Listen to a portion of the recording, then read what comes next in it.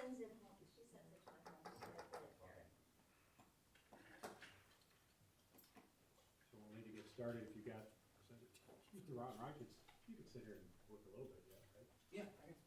Set these, I don't know, it didn't take that long when you went into mine, so. Yeah. Okay. Anybody speaking? Yeah. Oh, yeah, I got mic check. Mic check. I don't know if you can hear that. Can you hear this? Mm-hmm. Oh, you can hear it, okay. That one's on. The public one doesn't really need to be on. Check. Are you checked over there? Mine isn't on, this is number 9, it's not on. You get up.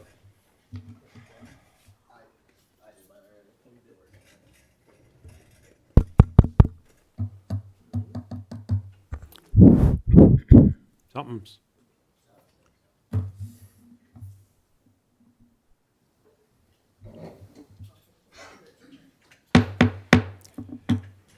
Tape on?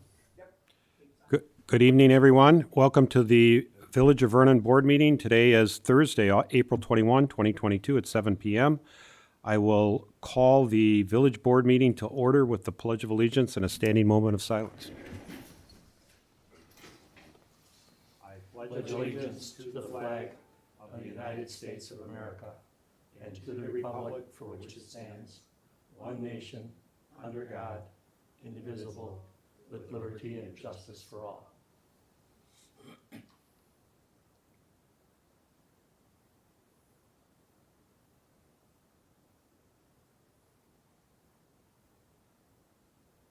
Thank you, everyone. Roll call and open meeting law compliance check. Okay, the notice was given, and the meeting is in compliance with open meeting law requirements. Notice were properly given and posted inside and outside the village hall to the media, and, as a courtesy, the agenda was sent to the Vernon Fire Station number 1 and other entities within the village of Vernon and the village website. Roll call, President Carl Fortner, Present. Trustee Jim Swanee, Present. Trustee Daniel DeGrave, Present. Trustee Dylan Newman, Present. Trustee Maureen Dashik. Present. And yourself? And am I here? Yes, Deputy Susan Fisher. Our IT consultant is here helping out a little bit. Deputy Ward Hollingsworth is here. We'll hear from him as soon as we get into the agenda. But first, we need to do ceremonial swearing-ins. I understand Jim Swanee, continuing on, congratulations on your reelection. Still needs to be sworn in. We have a new village trustee, Dylan Newman, who was sworn in. I think you were both sworn in after the election at one point. So we'll just do ceremonial swearing in, and they assured me that they at least they know they're swearing in. So instead of repeating after me, you can. We have done it. You've done it. The So official. raise your. We'll do Jim first. Raise your right hand, and you'll solemnly swear. I, James Sloney, who have been elected on Tuesday, April 5th, 2022, to the office of trustee number 1 of the Village of Vernon, swear that I will support the Constitution of the United States, the Constitution of the State of Wisconsin, and will faithfully discharge the duties of said office to the best of my ability, so help me God. Thank you. Welcome to another term. Mr. Newman. I, Dylan Newman, who have been elected on Tuesday, April 5th, 2022, to the office of trustee number 3 of the Village of Vernon, swear that I will support the Constitution of the United States and the Constitution of the State of Wisconsin, and I will faithfully discharge the duties of said office to the best of my ability, so help me God. Thank you. Welcome. And congratulations. Okay, next up is number 5, my announcement of closed session, consideration and possible action on a motion to convene into executive session under Wisconsin statutes 19.85(1)(c). Considering employment, promotion, compensation, or performance evaluation data of any public employee over which the governmental body has jurisdiction or exercises responsibility, specifically Village of Vernon Clerk Administrator, Vernon Fire Chief, DPW Director, Recreational Director, and Treasurer, and Wisconsin statutes 19.851(e), deliberating of negotiating the purchase of public properties, investing in public funds, or conducting other specified public business whenever competitive or bargaining reasons require a closed session, more specifically, a potential cooperative plan between the villages of Vernon and McWanago. In closed session will be the Village of Vernon Board of Trustees. Motion requires a roll call vote. No action will be taken in closed session. We will go to number 6, public comments. Are there any public comments? No public comments. Number 7, we'll deviate from the agenda, and Deputy Ward Harlingsworth is here, and we'll have the sheriff's reports. We can send him back out on patrol. Do we have anything? The only thing we have is we have 2 requests by email to the Sheriff's Department for more speed enforcement on National Avenue between Scotland and Hilo in a 35-mile-an-hour zone. So we've since put the speed trailer out there. I spend anywhere from a half hour to an hour there, sitting running radar, most shifts when I'm working. I don't know what day shift and third shift are doing. They're taking other calls. So we have been concentrating on the speed enforcement there.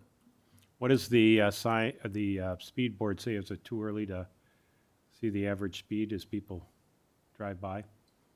I don't know that it really records it like that. Oh, okay. But I can tell you what I'm seeing, and I've only stopped 2 people for excessive speed. But that's anywhere between 3:30 and 6 o'clock, because they've got other calls going on. Right. So, Well, that's the heaviest traffic through there anyway, that, yeah, after and work. during rush hour, typically you're not gonna get people over like 47. Right. 45, 47. I've stopped 2 for, 1 for 53, 1 for 54. But that's the highest I've gotten so far. So members of the public, slow down on National Avenue and obey all of our speed limit signs. I think they're adequately posted. I don't think we're under posting our speed limits here in The only Vernon. place that I think it's under posted, it's not up to you, it's County Highway, it's Forest Hall, there's only 2 speed limit signs. One in Big Bend, coming out of Big Bend, and one coming in from Racine County, where it's 55. But that's a separate issue, it's not even something to worry about. Right. Okay, anything for Waukesha Sheriffs? No, that speed trailer's not there now, though. That was, It is. no, I went past it yesterday, and it wasn't there. Yep. In either I was direction. here this morning. Yeah, Yeah, 'cause at 5 o'clock I leave and I always head out from McGuanago. Yeah, that's it, and I see him sitting there. yeah, I drove by 3 times today already, Yeah, it's there, people like to pass. Ah, come on. yeah. I had a couple people pass Okay. me already. So it's there. So it's on the westbound lanes or the eastbound lanes? The eastbound lanes, and I believe next week or the week after, we're gonna switch it over to the westbound lanes. That's the side I would suspect that you'd get more speeders, because coming down that hill, people come over the top at about 45 and goes down into that, from that, Which, where that one subdivision comes out, you talking westbound or eastbound? westbound. I would think that's Oh, where, right where it switches to 35? yeah, But when I'm sitting there, so I'm shooting for eastbound traffic right now, yeah, okay. Because I can double take them all in. Hey, you've passed 3 speed limit signs and a speed trailer, and now I've still got you. So, That's all. Anyone else have anything for now? Thank you. okay. Slow down, everyone. It's the big thing. Okay, back to our regular agenda. The first item up is Resolution 2022-05, a resolution to transfer funds to the general fund from the Project Improvement Fund and the American Rescue Plan Act Fund for 2021 in the first quarter of 2022. Sorry about that. Finance Committee met Tuesday, and we went through the, both funds, the Project Improvement Fund and the ARPA Fund, the American Rescue Plan Act Fund, and came up with a recommendation both for the year 2021 that's closed, so obviously the spending has already occurred, and the first quarter of 2022. The reason why we did it through the first quarter of 2022 is because the ARPA report is due on a fiscal basis, a March 31 basis. And so we in order to complete that report by the due date, which is this month, at the end of the month, we just went ahead and looked at, you know, that 15-month period. Some of these numbers should, and then I was going to say, our auditor also needs to have the board approve these transfers so that he can complete his audit. And what we're talking about doing is not spending for either period, 2021 or this first quarter 22. We're not talking about spending more money here. We're just talking about the transfer of funds between, an accounting entry, a fund transfer between the Project Improvement Fund, the ARPA Fund, and the General Fund. The spending, as we discussed in our budget, all runs through the General Fund, including capital equipment and roads. And then there's a transfer of a dollar amount to cover that, transfer to the General Fund to cover that spending. So the budget in 2021 had roads, DPW equipment, fire department equipment in a general category. In 2021, the actual spending was a little bit less than that, and I don't know, I don't know if part of if this little, oh, that's sitting over here, dude, people get our like little worksheet, it might be easier to follow along. And if not, I have the money that came in during 21. And then this is the actual amounts, roads, DPW equipment, fire department equipment in general, that was actually spent, and it's been audited. These numbers are copied right from Howard's work papers. And so the plan always was in the budget for 21 that we'd fund those capital improvements out of the Project Improvement Fund. So the Finance Committee said, yes, that was always the plan, that's our recommendation, it stays that way.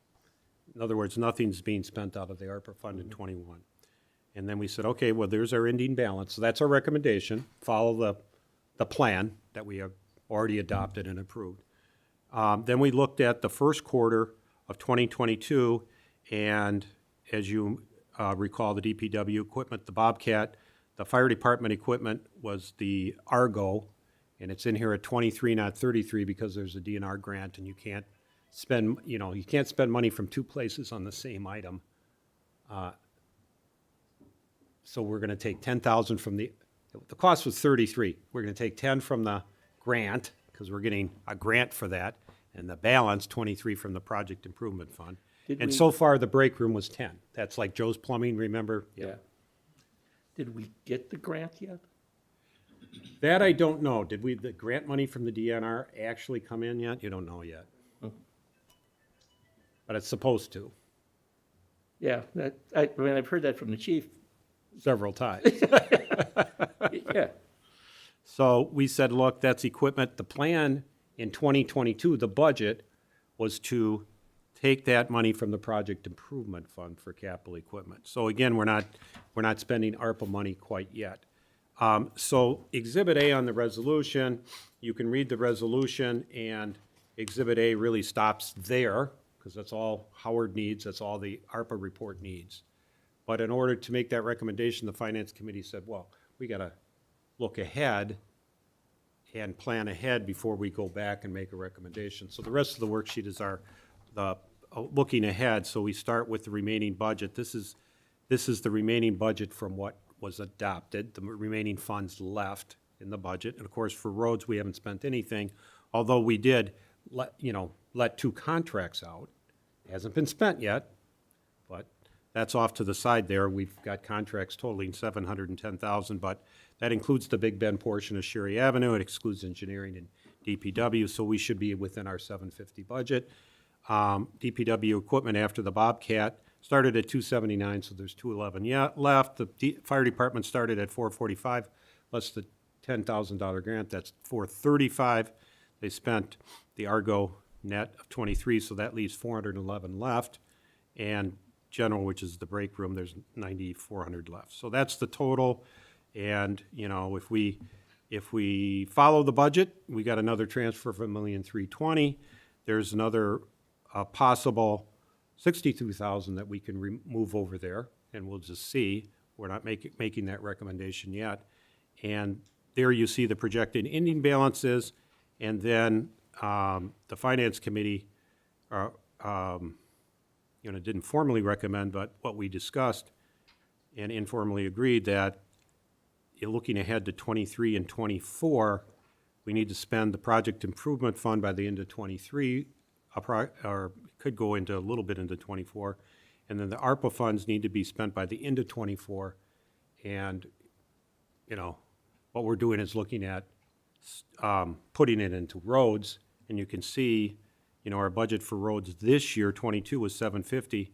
We could do 725 or maybe even a little more for 23, and then the balance will go into roads in 24. Yeah, I would think we wouldn't have any problem using the money on roads, Right, especially knowing one of the roads that we want to do in, right. We've got, coming up, 23.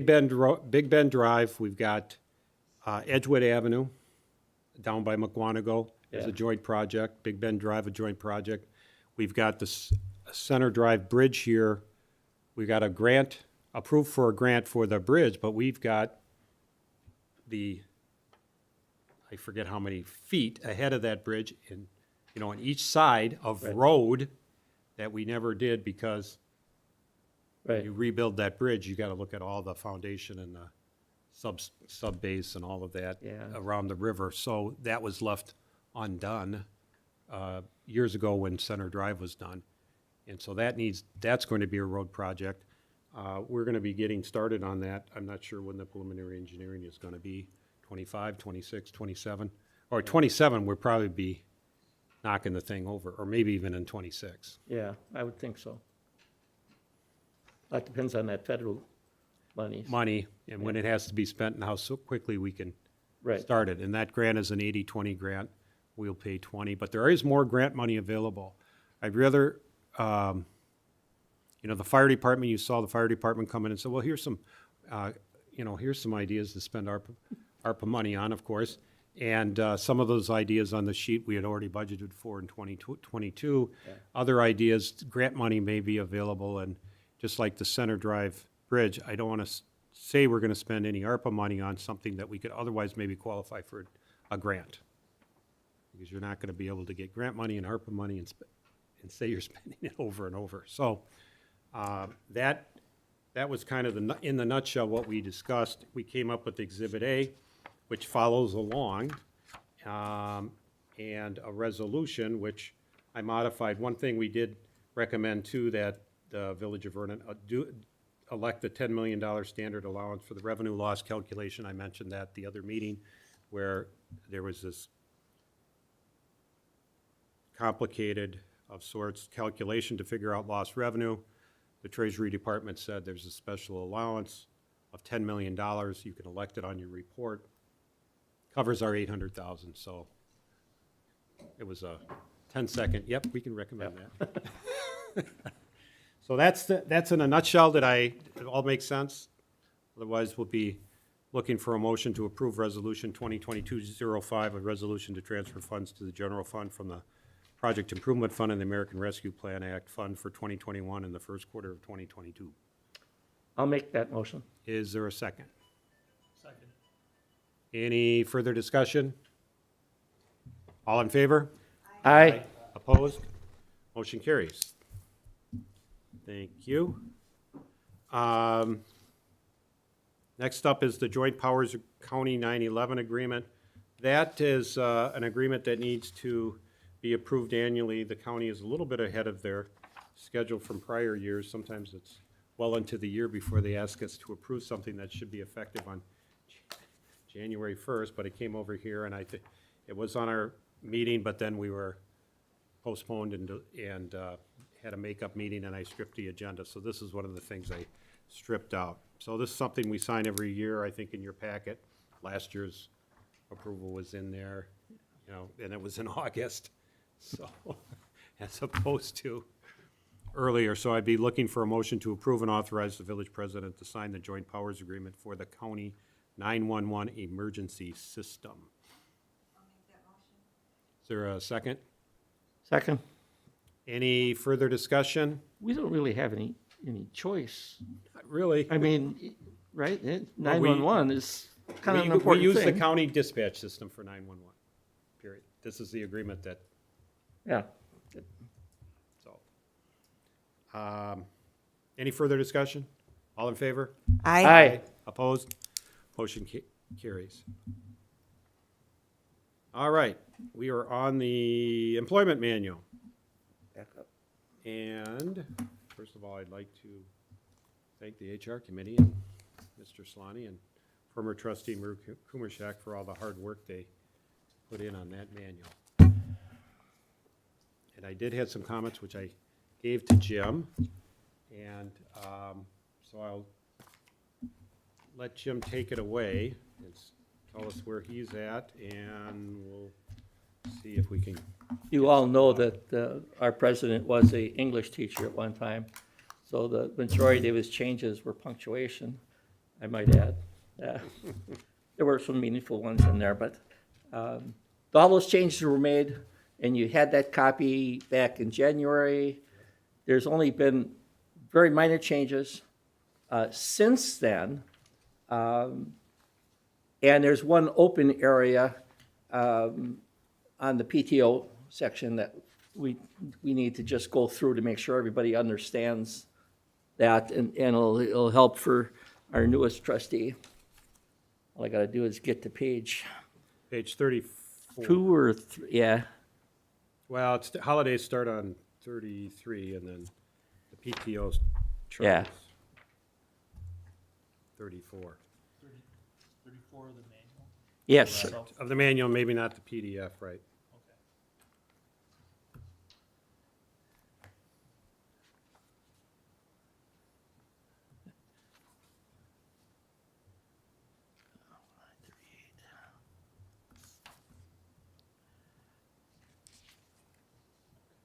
so just to refresh everybody, what PTO stands for is paid time off.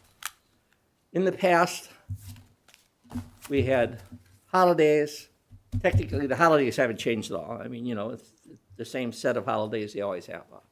But then you had sick time, you had overtime, you had comp time.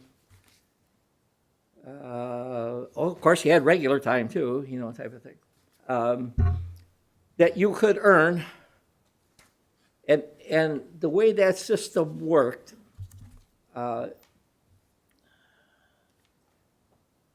January 1, you would be credited with all of that for the next year. All your time off that you had earned, like your vacation time. If you were here 12 years as an example, you'd probably have, I don't know what it is, 10 weeks or something like that. Vacation time coming. And that would be loaded in January 1. Well, ultimately, I think that led to a litigation because a person left early in the week but wanted to be paid for his whole time. And he only had been here, I don't know the details anymore, half a year or something like that, or a quarter of a year. And so in our minds, he hadn't earned that additional vacation yet because it's for the following year. So with PTO, you earn it as you go. And what I did with this chart that's on whatever page it's on, 34, is I took we had the first year you got nothing, the second year you got a week, the third year you got 2 weeks, and then after the third year you basically got a day a week, an extra day each year, okay, until you get up to about 12 years, and then you're capped off at that number of weeks. So I took those same vacation days and just divided them up into the hours to come up with the numbers that PT hours that you would earn in an 80-hour pay period, 40 hours a week. We pay every 2 weeks, so you got the 80-hour pay period, and that's what it shows there. It shows, the first column is just showing the years that you've actually completed. And then it's the PTO hours that you earn per year. That's the max, okay? And then the PTO hours per pay period. And then the PTO hours per hours worked. Now, we need the per hours worked portion to deal with overtime. Because although we said we did away with comp time, as an example, we're actually still paying comp time. We not call it comp. It's now called PTO time. So for every hour that they work overtime after a full shift, you got their 40 hours in, they work overtime, say Saturday, that should be paid at time and a half.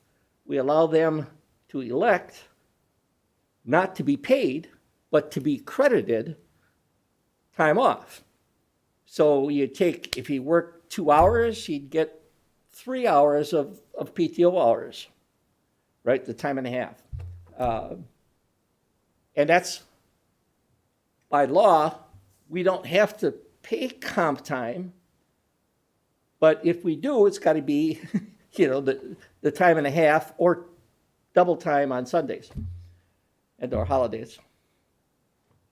So that's really how this is set up. Now, that's specifically for hourly folks. The people that are on salaries, well, they're not eligible for overtime, typically. So they wouldn't get the comp time concept in that respect, but they do get, PTO hours, and they're allowed X amount of days sick time, again, called PTO time now, that they get credited for as they earn it. There's one issue where this primarily fits the DPW guys, okay? Because they're really the only ones that are truly hourly, that get, paid overtime, that kind of thing. At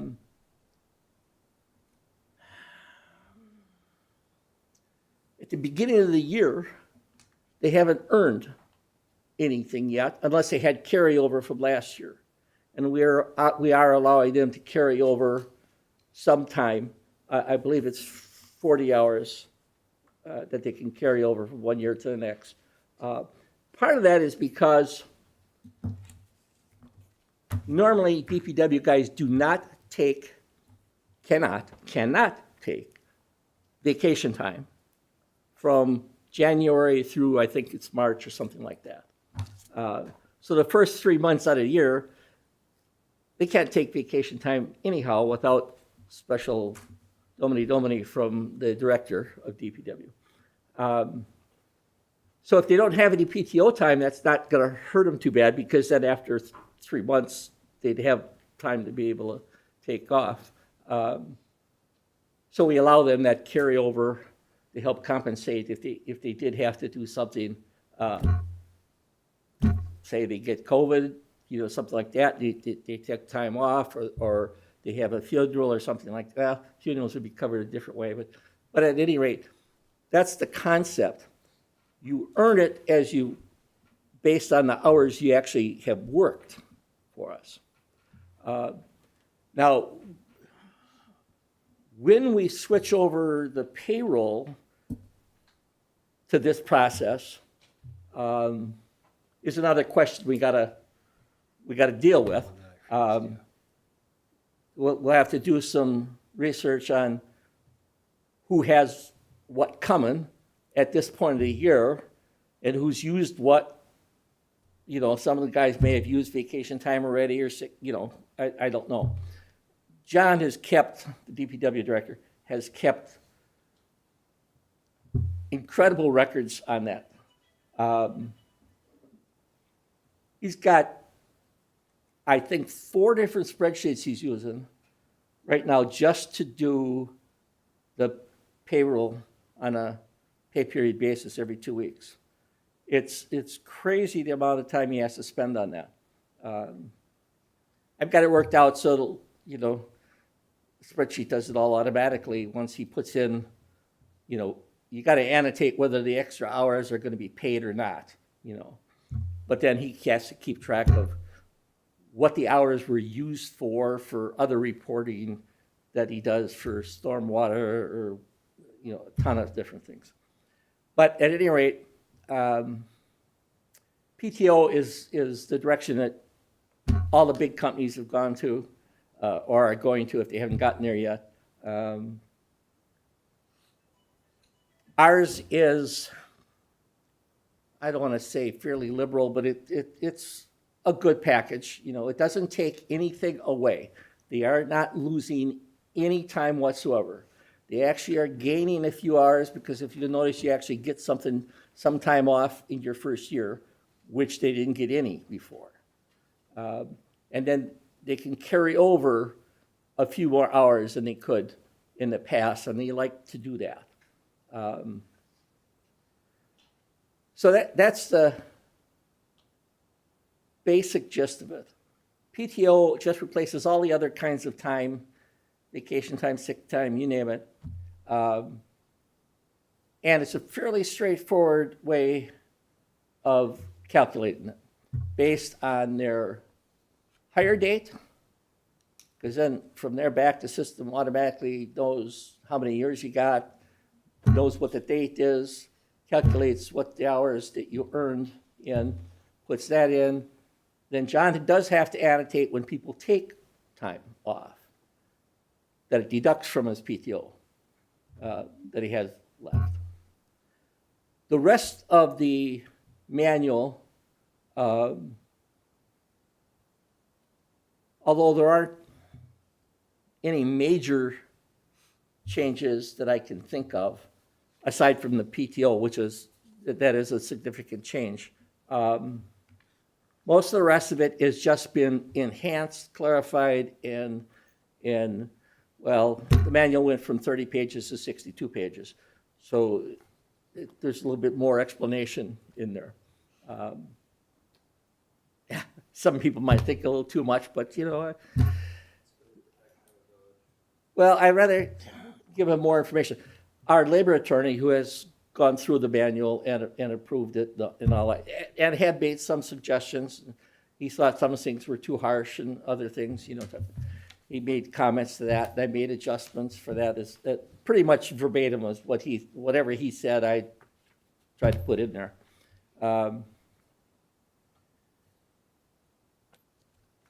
So it's a matter of this hasn't been updated in a significant number of years.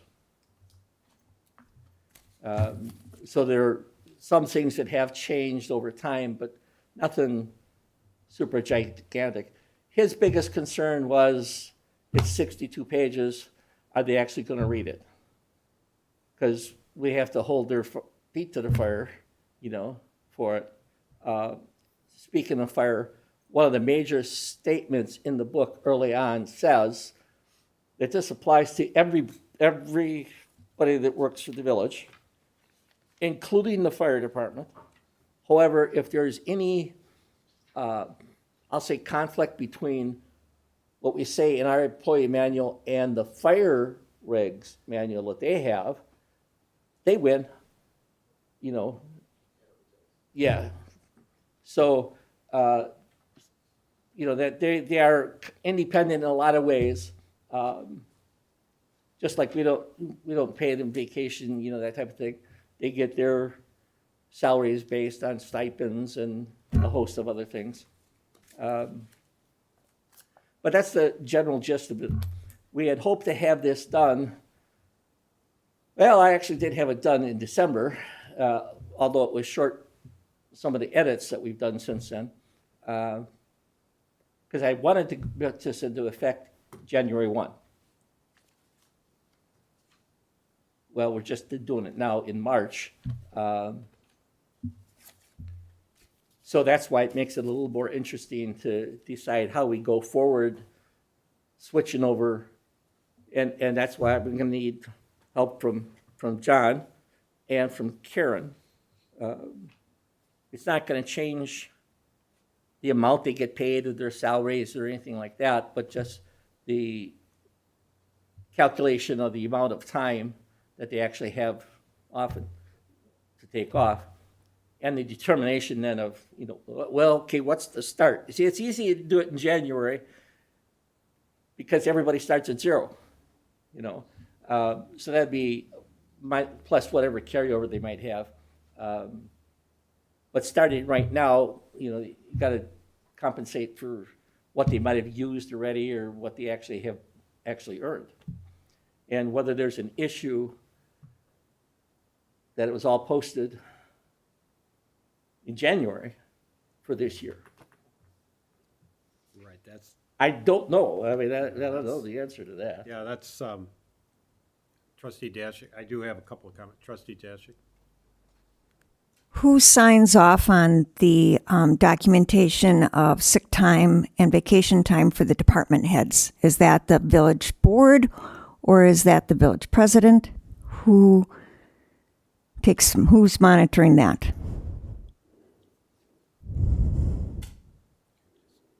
There is something well, not the sign off, but there is, Right. there is, I was gonna say nobody. Just, I don't know if that's totally fair, but I've never seen anything from Karen or from John on that. Well, maybe we should. Does this apply, paid time off, PTO apply to salary? Yes, everything except for comp time and overtime.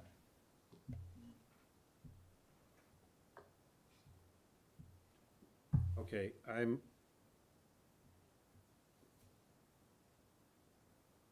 looking at page 14 of 62 of the manual. Number 6, timekeeping for exempt employees.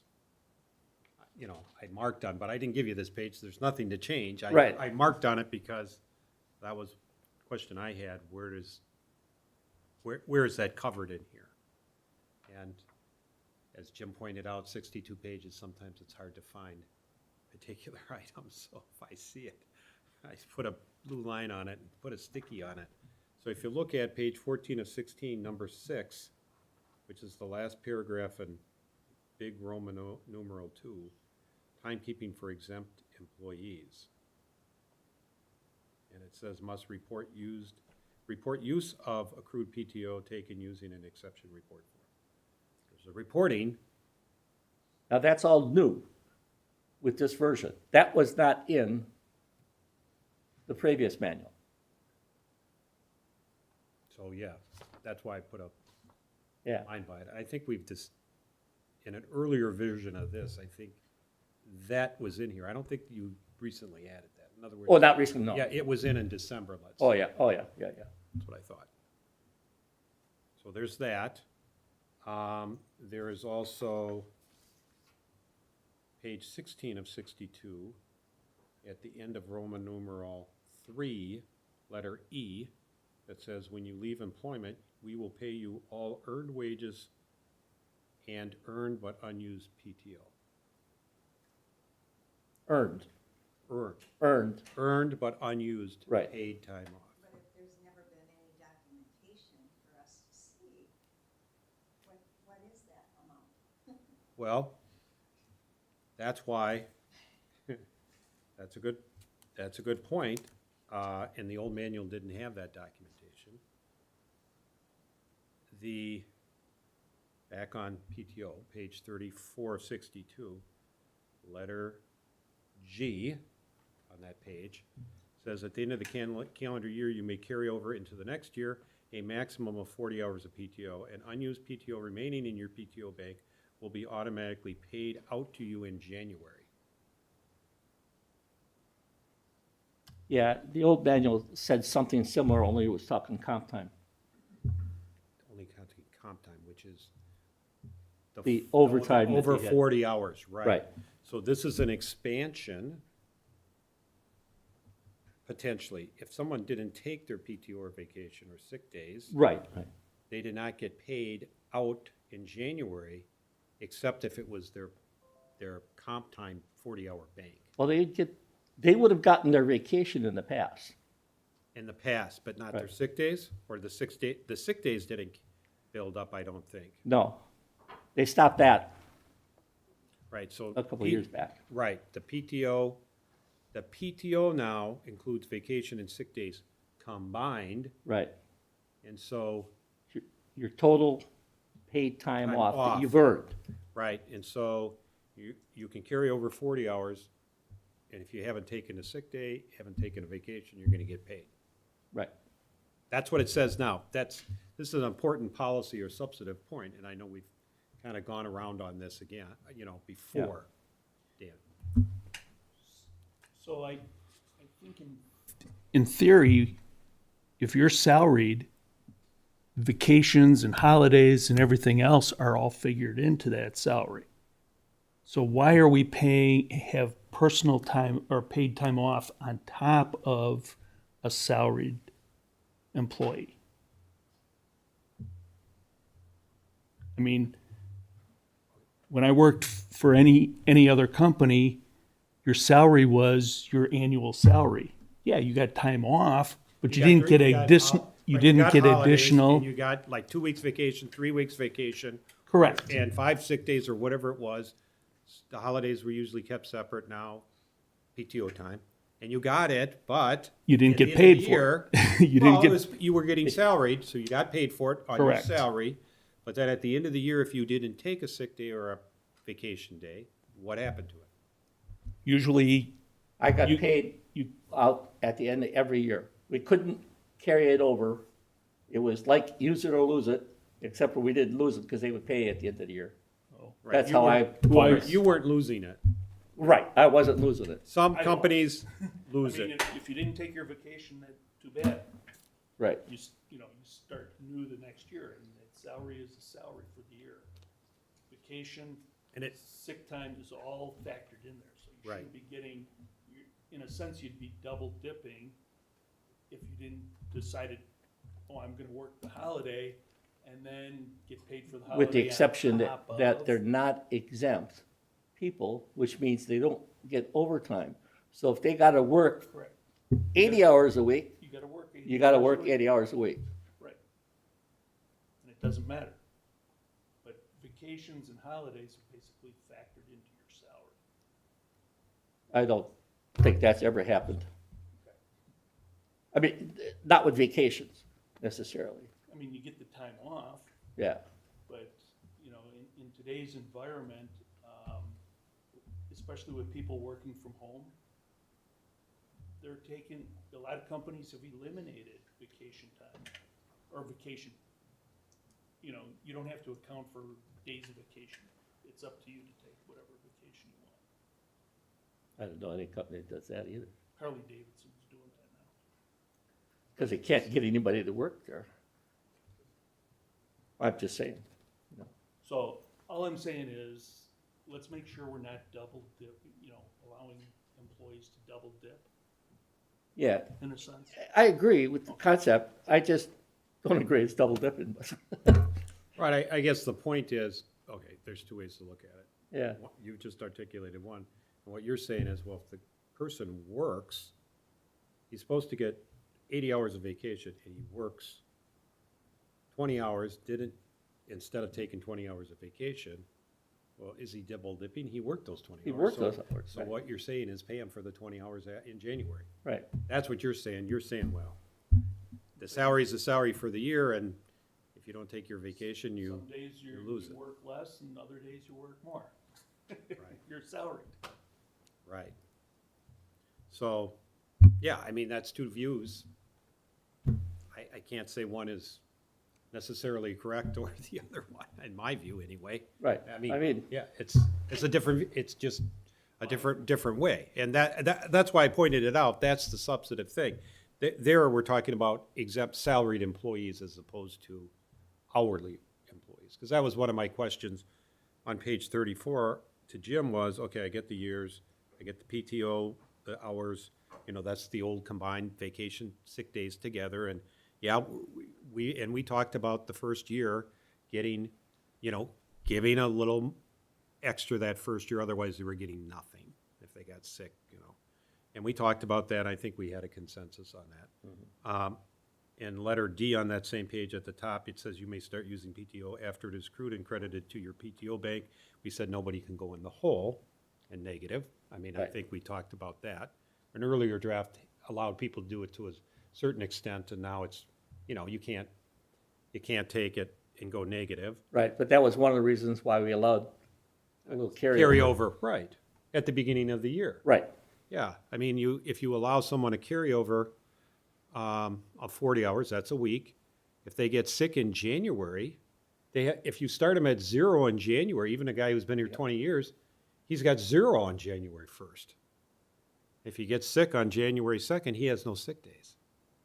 And so if you allow people to carry over 40, and I would suspect most employees would make that choice, although I don't have any basis for saying that. I mean, well, a evidently that's reasonably one of the, reasonable person would think about this and say, well, the reason why they're allowing me, because 40 hours, that's a week, 5 days of sick days. Right. I should always have that in my back pocket in January, right? right, Especially the DPW guys, because they can't take a vacation anyway.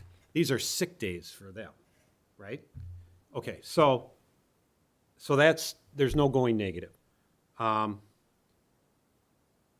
to answer Yes, your question originally, in the past, there has been no process that I have found anywhere. So we're technically trying to cover that. Now, we really only have 4 people that it really affects. The 4 people that report to the board, technically speaking. And so it wasn't totally defined yet. I said, here, you gotta let somebody know, you gotta have a form and you gotta use it. That's as far as it went so far in there. We have the supervisor manual, which will be one of the next ones we look at. And that's where I would expect to put that. The details of that, at any rate. I have one other thing. We recently discussed the buyout situation, eliminating it. I mean, we discussed it as a board at one point because this it is didn't, this is the. the if you- insurance if you buyout. decline health insurance, you get Right, an extra buyout number. right. And so that started with the previous board before Carl and I were on the board. So it's relatively new situation. But we did discuss whether we should continue it or not. And if we are going to still consider that, do we want to settle that before we approve the manual? Otherwise, you're going to be approving this manual again. No, we already settled it. For 2022, anyway. Yeah. It's part of the compensation that the board approved in the budget we approved, that it would continue. A buyout continues, Yeah. but And the that dollar double amount continues, at least as we determined for 2022. for 2021. 21 and, We when we didn't- passed 22 Because in the budget. book, it now says that it's back to 170 or whatever the number is that, so there's half of what the family rate would be. I thought it was 40% for single. It is yeah, but it's close to half. Yeah, it was like 40%. We used the insurance rate. Right, We didn't make up the number. I No, no, remember. no. We looked at the same ratio as the insurance premiums. For the married joint versus single, single. But the buyout still was there, right. and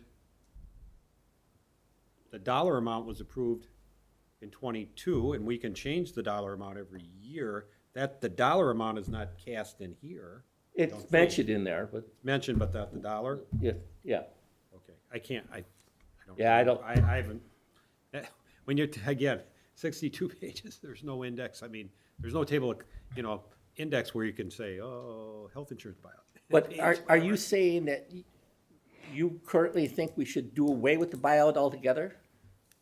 Actually, yes, because it was a statement you made Either you need health insurance or you don't.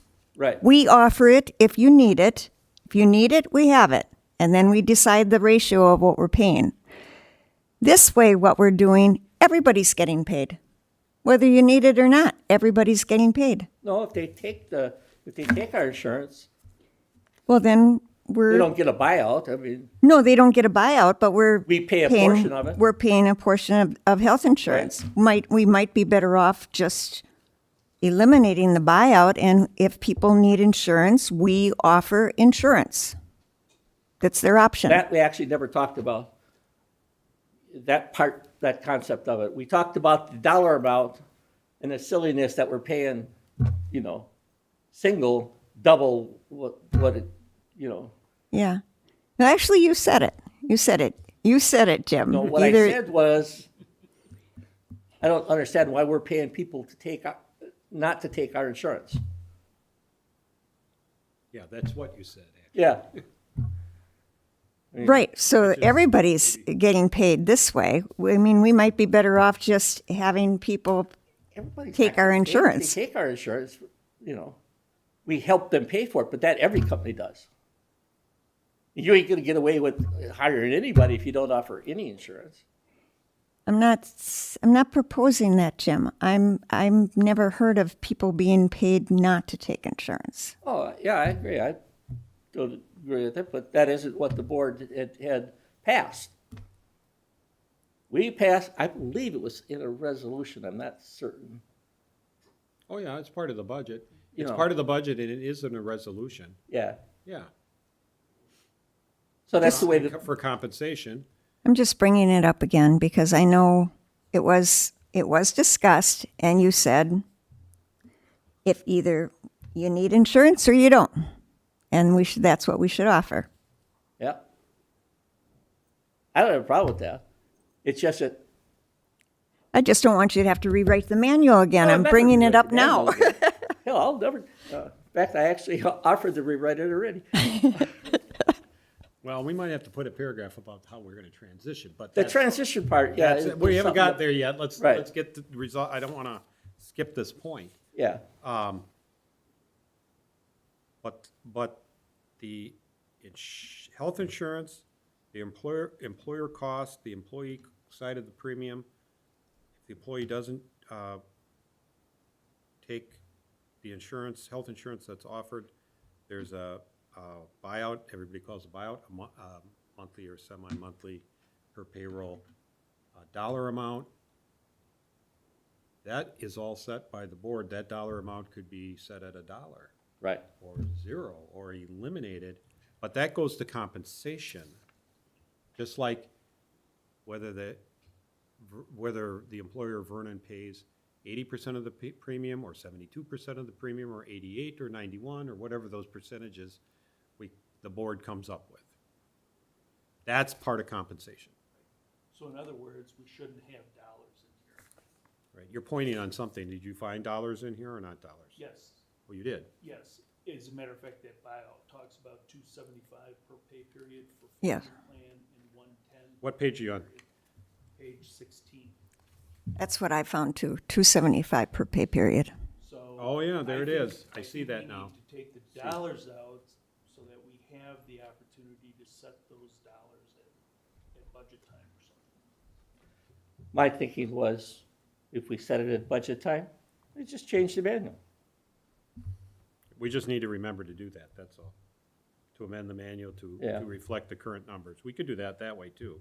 We just need to make sure we do it. Or you say, buyout allowance, as set by board resolution annually by the board or something. When you could hire say them, they're that. gonna wanna know the numbers, Well, that- because they can't make the that's a sep- decision. That's a separate discussion, shouldn't be in this employment. That's what you give them when you're hiring. You know, that's when they're gonna get that information. But don't you just need to tell them that we do offer health insurance and the percentages are, Yeah, that Or- doesn't have anything, I don't understand that, how that applies to what we're talking about here. That's the agreed upon number that the board passed. For this year. It was actually I think it was actually last year and this year, yeah.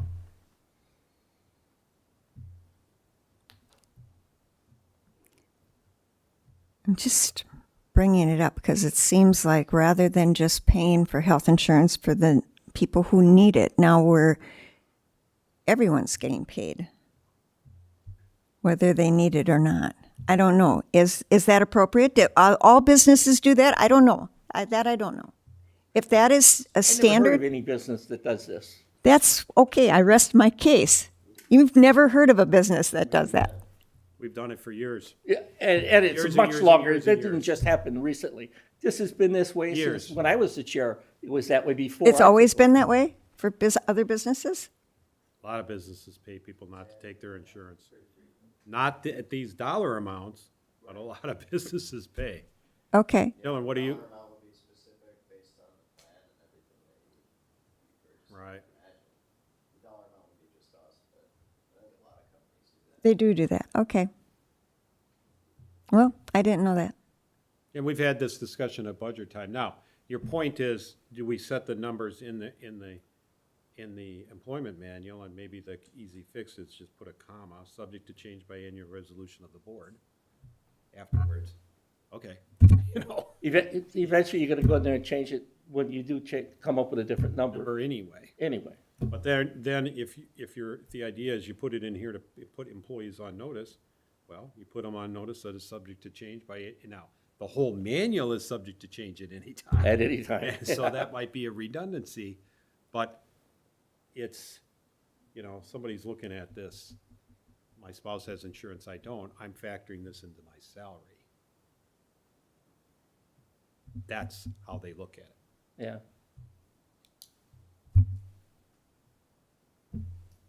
So, and they do get paid, Lorraine. I mean, if, in the way you think, yeah, you either get a monthly subsidy for your health insurance, or you get this buyout.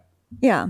I'm just, Either way, you're getting paid, and that was the part of the rationale of the buyout is, hey, if they don't take our insurance, we're saving all this money on health insurance costs. So we're gonna share it with the employee. That was the rationale. yeah. And a lot of companies do that. Now, you can debate what the appropriate dollar amount is, and I think these numbers that we have are way too high, but they were established way back, prior boards. I don't know exactly what year that was, but they haven't changed since, other than we've clarified for single plan that there's no way they should be getting the same amount than a married plan Right. for a buyout. And, I'm just looking at it roughly, I think it is 40%, 110 is 40% of 275, so. Okay. And the 40% came from we looked at the premium cost for family versus single cost, and it's roughly 40%. Right. It was 40 and change, 41 or 38 or something. Perfectly valid question. I'm just a little defensive about it because this would have been a great topic in December. I'm sorry. No, I'm sorry. But I had to say it. I figured I would just, we might as well I'm sorry. deal with it before we approve the manual. So Right. we've discussed it, and I stand corrected. This is commonplace in other communities and other companies. Other government entities. I don't know. I haven't confirmed that, but Yeah, my only suggestion is to put that subject to. Yeah, that'd be fine. Sentence in there, so that the employees are put on notice that can be changed. And if the board does change it, or change the dollar amount, or gets rid of it completely, they could do that. Well, then, if they're gonna get rid of it completely, I think you'd have to then take your. Oh, yeah, Red yeah. line this out, but amend the Right. the employee manual. But if you say subject to change by annual resolution, the annual resolution could change it, as opposed to, amending it. Which I'm afraid of, somebody changes it by resolution and then forgets about the manual.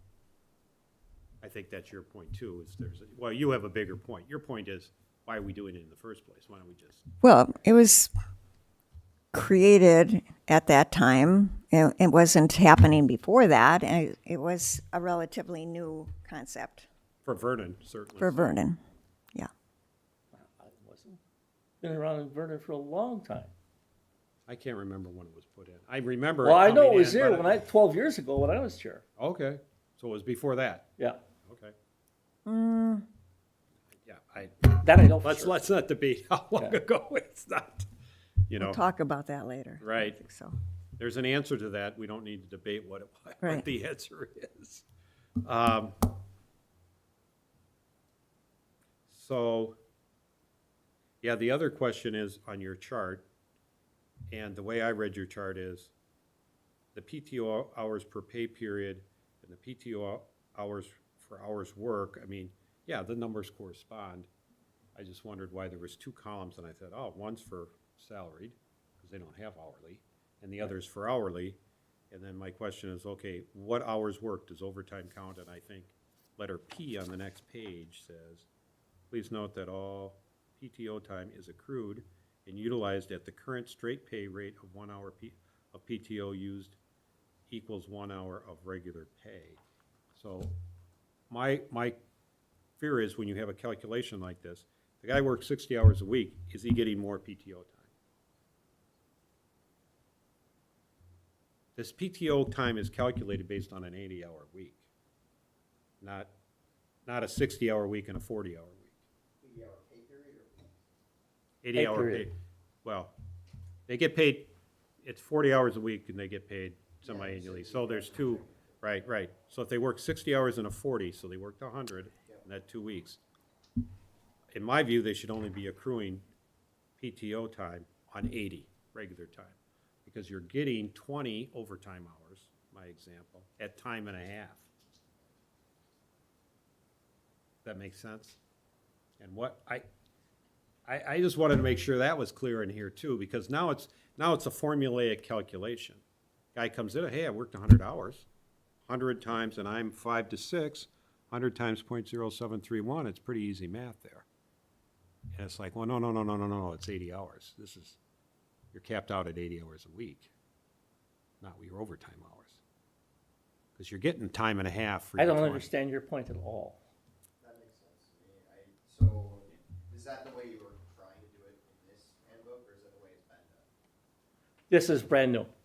However, this is 100% exactly what's being done in the industry out there.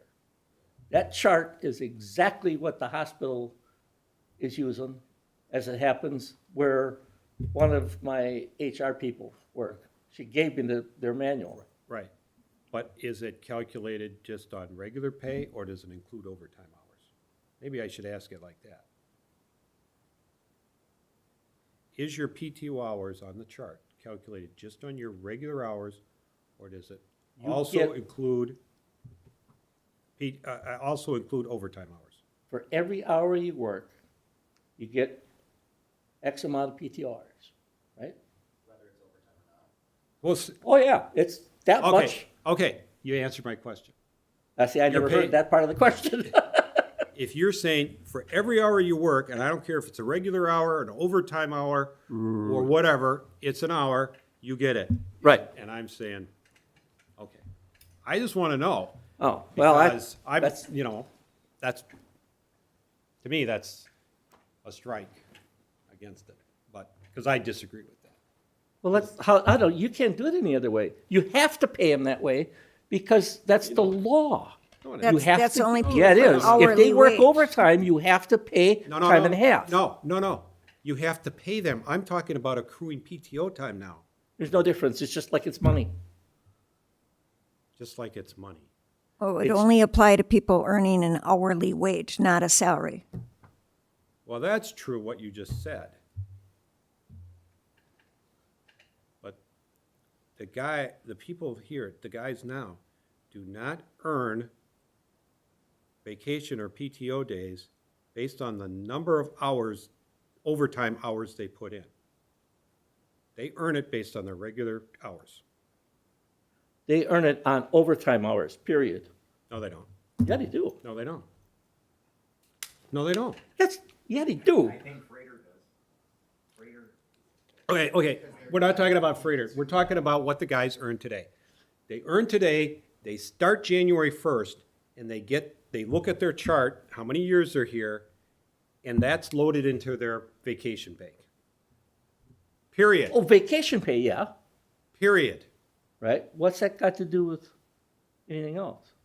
Well, that's what we're talking about now. PTO, that's vacation. That's vacation and sick together. No, it's not holiday. No.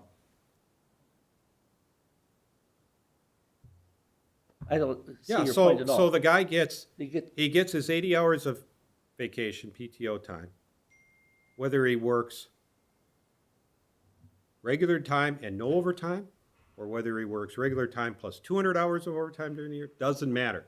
He gets the same number. yeah, you're gonna get the same number with that, too. No, you just said you didn't.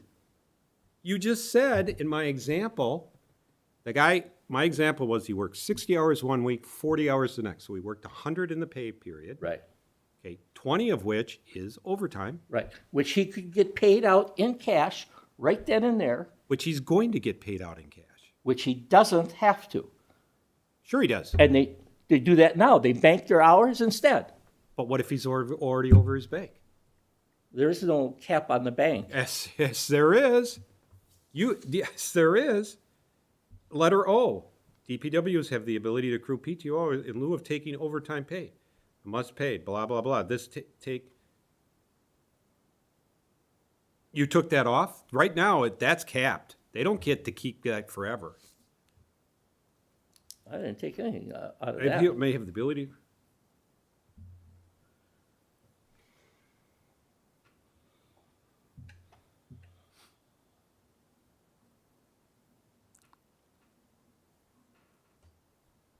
They have a cap now. I swear they have a cap now. They don't get to bank every overtime hour. They get to only bank up to a certain number. That may be how it is right now. I don't know that John ever said that to me.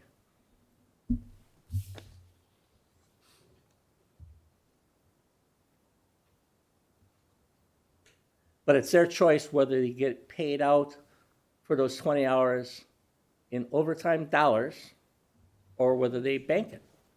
And that's actually the same concept that they have now, but you're saying now that maybe There's an they overall only cap. have a maximum number of hours that they can. Right. Right, otherwise they could take the summer off, in theory. Well, they can only carry over 40 hours, and there ain't no way they can get any more than 3 more weeks. So yeah, they could take a month off, but that's it. No, if they work 100 hours of overtime, they got at time and a half, that's 150. If you're saying that they can bank 150 hours, they can take the month of July off.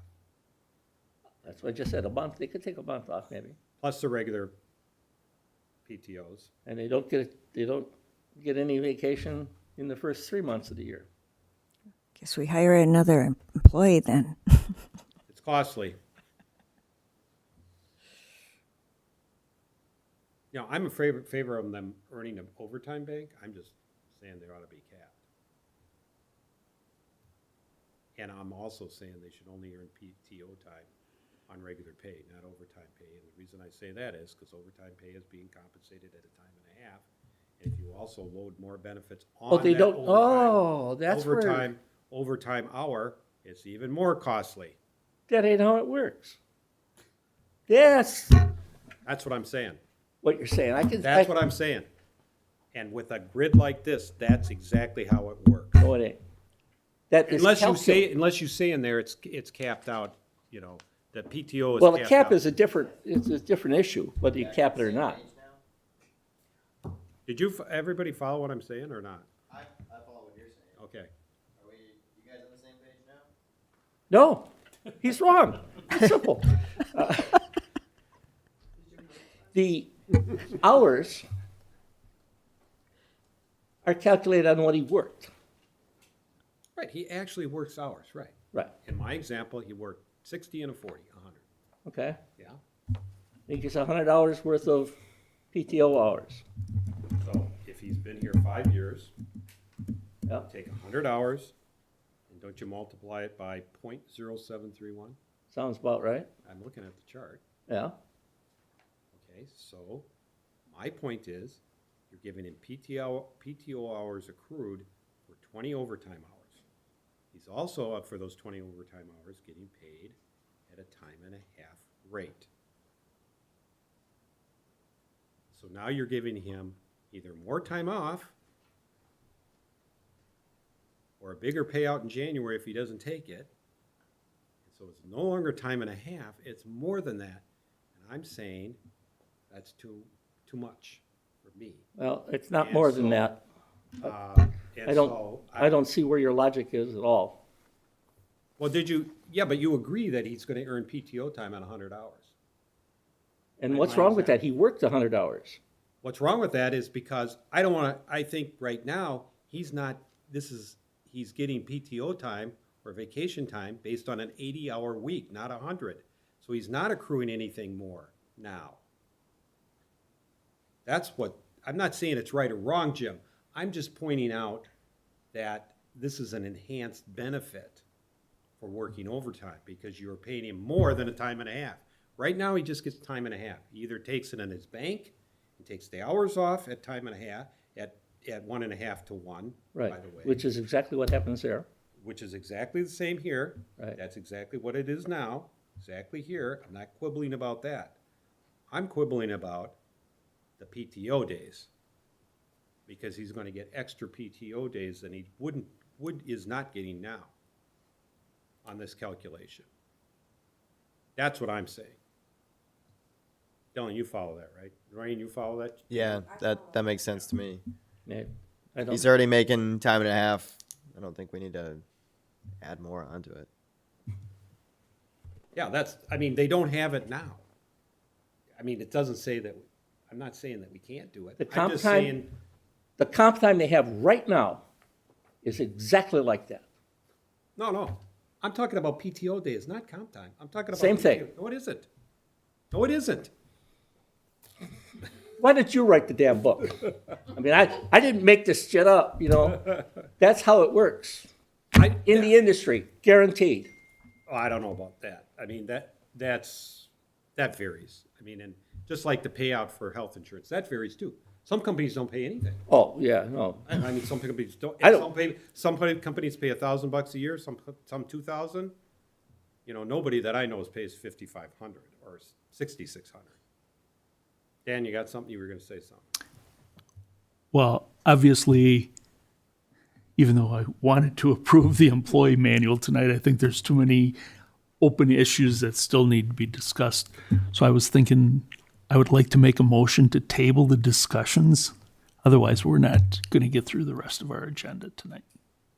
Or you can make a motion. I mean, we haven't talked about how the transition is, and that to me is just a transition. We just need to make it fair. How are we gonna do it? And I would, Yeah, it's just, to me, that's how we're gonna do it, how to make it fair, because on January 1, the employees, the full-time employees in their vacation bank were loaded in their full vacation for this calendar year. So we're not gonna accrue more starting May 1st. We can't. Can we take away the vacation bank and instead rejigger it for the accrual, since January 1? That would be to me, a fair way to do it. That was the way I was assuming we were gonna do it. Whether that's kosher or not, I'm not certain. That's the point yes, and that maybe is a labor question. Yeah, And that's just to me, that's a one-time, right, Jim? One-time Yeah, oh, yeah. transition. Yeah. And it's done. Because starting January 1st, 2023, it's gonna go from that point on. right. But that was the last thing I had. So you're gonna make a motion to table to what? well, I have one other, Or what? I have one other point, I guess, and that would be with some of these changes, I think it's important to have the finance committee sort of evaluate the financial impact, because I think there's going to be a financial impact, and we're going to have to be looking at accruals every year for some of these additional things. So, Accruals on their balance sheet, you mean, liability accrual. yeah, we'll have liability accruals. We should already have those if we're paying people out in January for something, for some money. Hopefully. Well, they But should have been. I'm just hoping that finance committee looks at that and evaluates the financial impact of some of these things. Well, it would be a calculation of sorts, I guess, by looking at. One of these years we'll have to, like an we'll take a historical hit. overtime. Okay, look at the last 3 years of overtime. I don't know if that's 3 or 5 or whatever, but we paid overtime in the past. We do. It snows. I mean, they work. I'm not saying they're not working. They're getting time and a half. They have their overtime banks.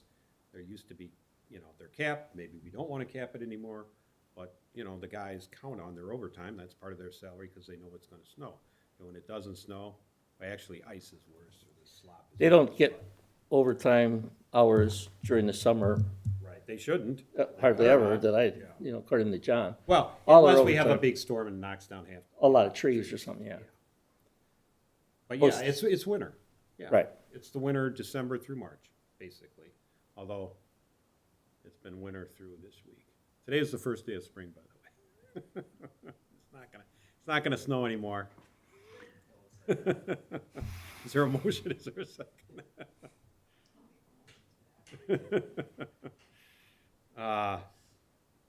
Right, so it's a calculation whether the finance committee does it or somebody does it. Yeah, the information is what you're saying. You need more information is what you're saying. If we're You want making, to know the financial impact of that. correct, if we're making substantial changes from what we're currently doing. Right. Well, I don't know how substantial it is until you. Exactly, till you analyze it. Right.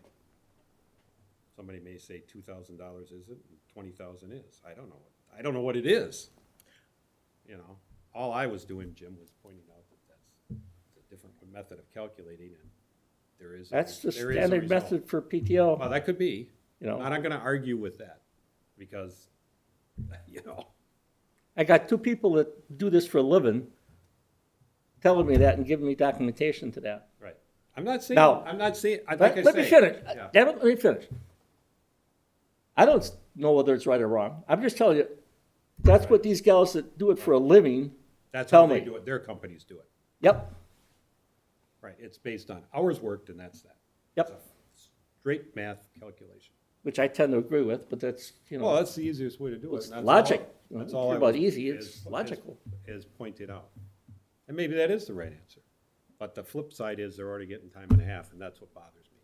So, I don't I understand. guess what it that comes at down all. to is how bad are we hurting for people?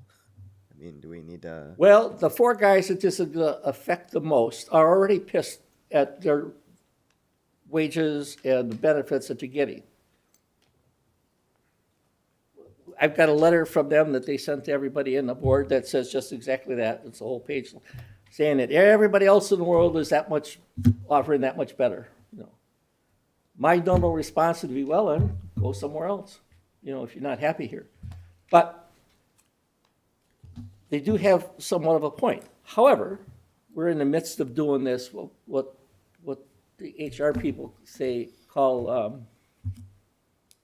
do they call that? We're doing a comparison between what our benefits are versus Other municipalities. other municipalities that are similar to us, Right. okay? And so far, we're about in the middle of the pack, Our insurance is actually pretty decent insurance compared to anybody else's. Costs a little more, maybe. That kind of thing. Our wages, our hourly rates, maybe a little bit lower than the average.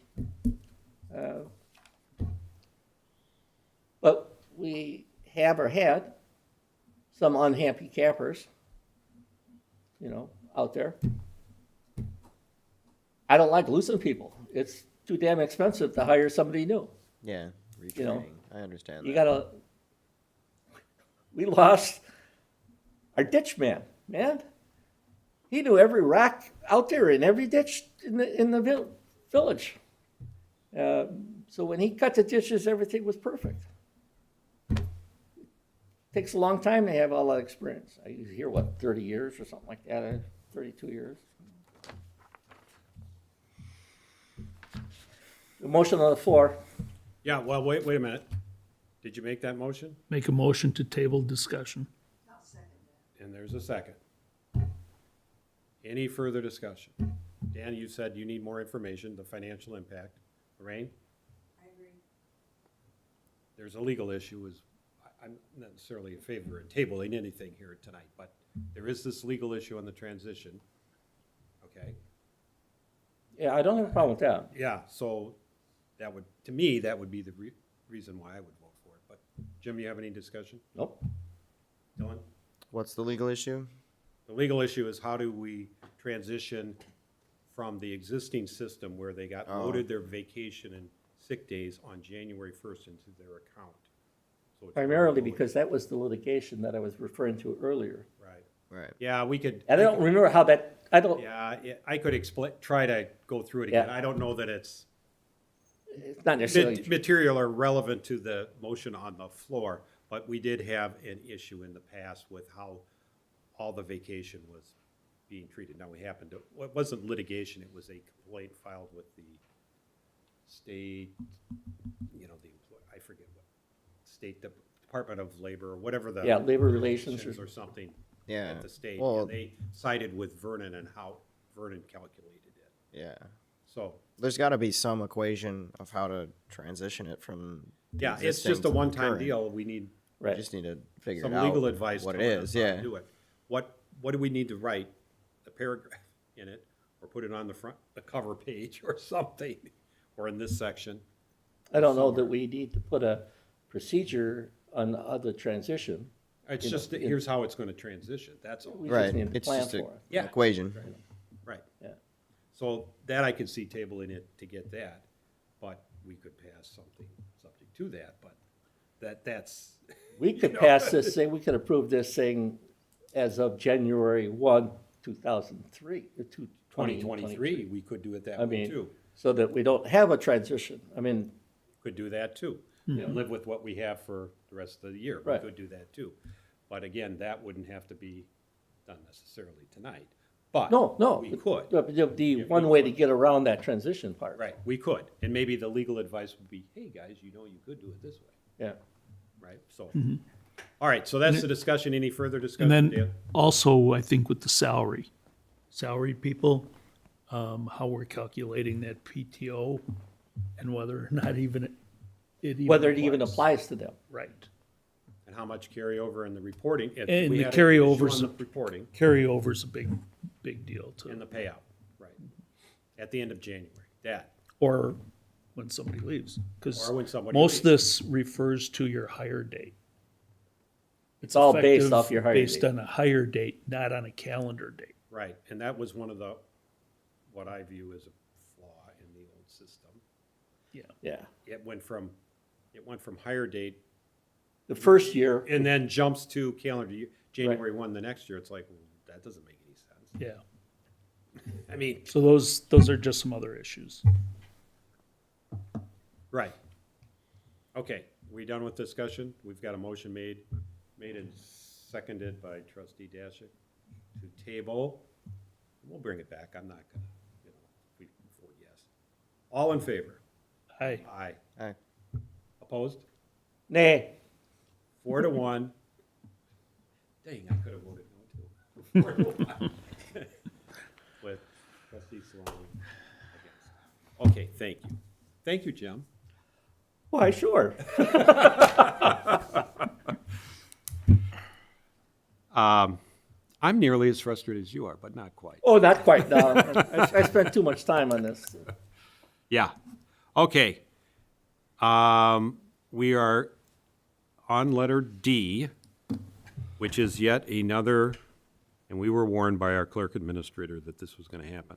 Another consent request, and interestingly enough, it's from, in the agenda says American Tower, but when you look at it very closely, it is a different consulting firm. So I wrote a motion similar to the one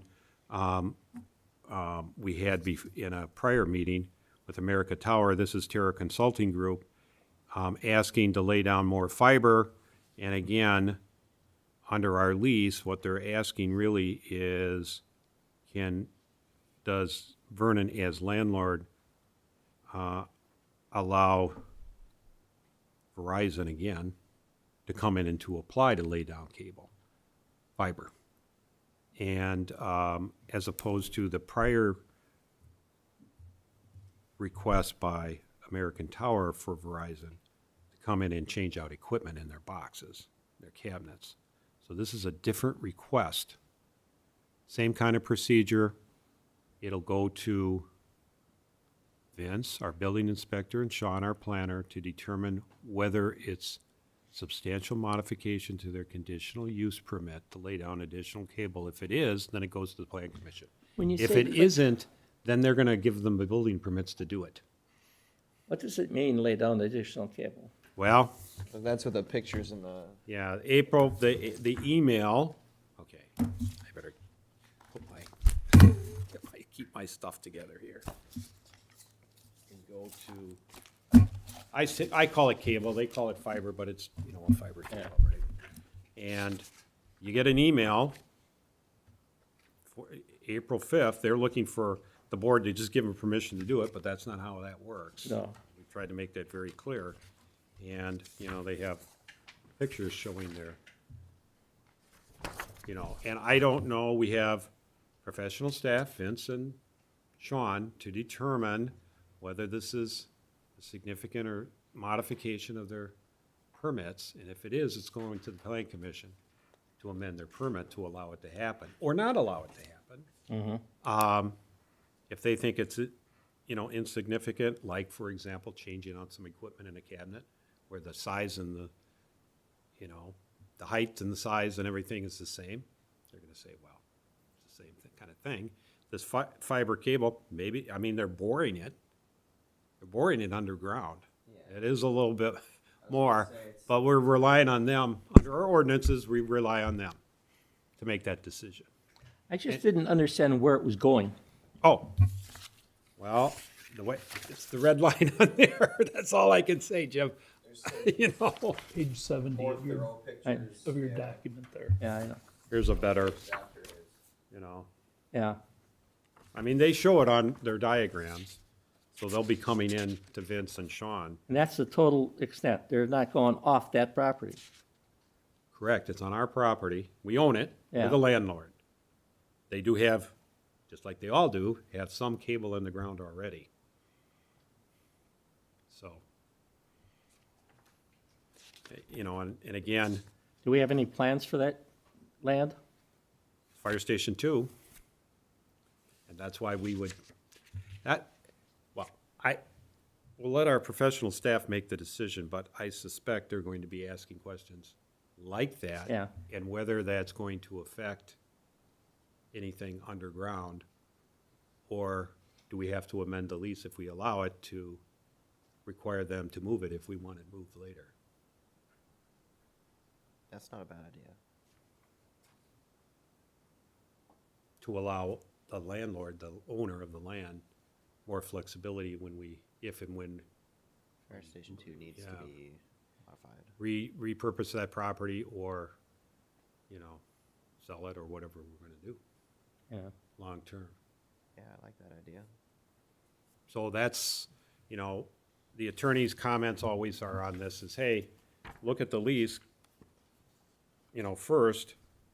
And, if they're adding another carrier, if they're making the tower taller, if they're making it wider, if they're doing something that we can charge them additional rent for, that's, Attorney Macy will say, well, then you gotta renegotiate the lease. And we still may be there if our, Sean and Yeah. Vince say, hey, this is a little bit more than just changing out equipment. So this is, the motion always says, as landlord, we'll allow you to ask our staff, and we'll take it from there. That's all we're doing. We're not saying, okay, lay down your cable. We're not, this board isn't capable. I don't even think our plan commission is capable of figuring that out. This is all billable, bill back, Charge back, yeah, charge back? yeah, when we get into it, yes, I mean, if we're gonna ask our professionals, right? we wouldn't be asking unless they were, Unless they wanted to do it, yeah. right. This is kind of a skinny request compared to the other ones, Well, that's why but they. I was it's- afraid there was it's- more to it than that. Right, it's a skinny application request, but it's a detailed, here's what we want to do request, as opposed to, oh, we want to change out some equipment. If it's all inclusive. Yeah, I mean, yeah, if it, yes, yes. So, you know, the attorney says,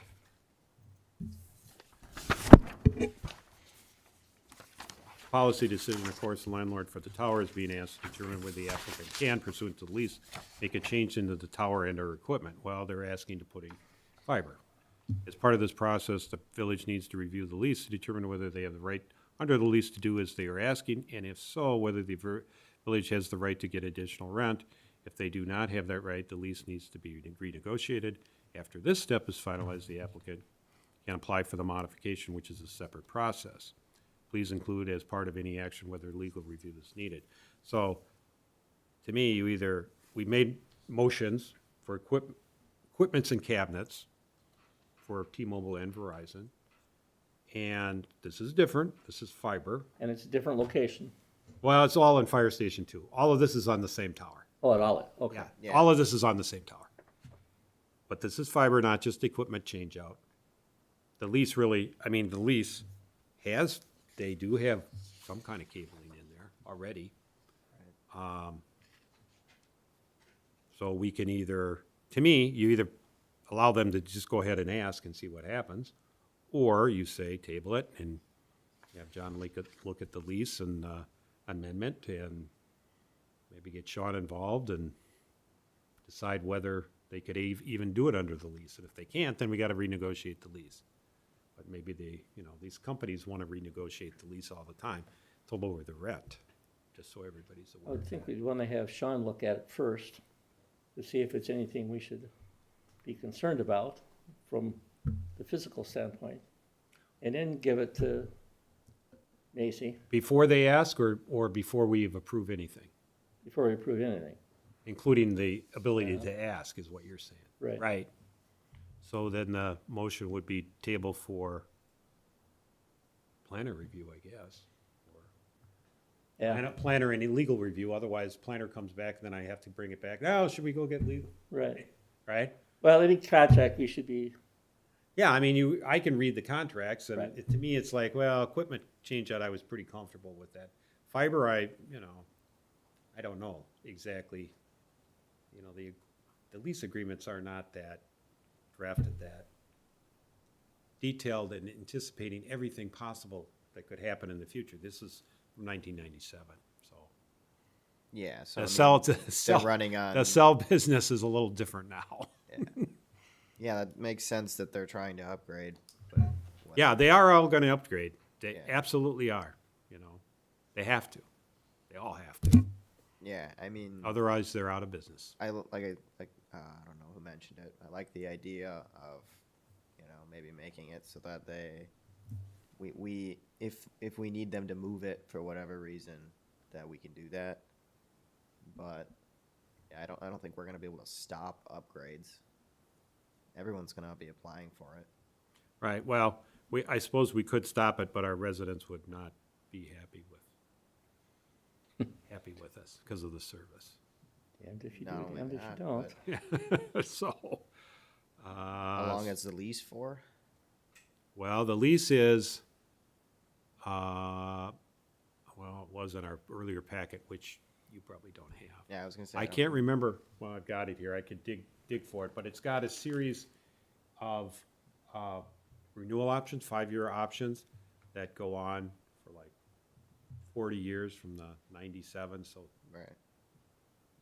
it's a long time, 2037. Yeah. Or longer, because there is amendment subsequent, and I don't know if that's 40 years from the amended date or 40 years from the. So there's a series of 5-year options that are extended out. Well, if you're building a tower or putting your stuff on a tower, you gotta make sure that you can stay on that tower. Right. Yeah, and they're just looking to run upgraded antennas and higher speeds. That's what they're looking to do.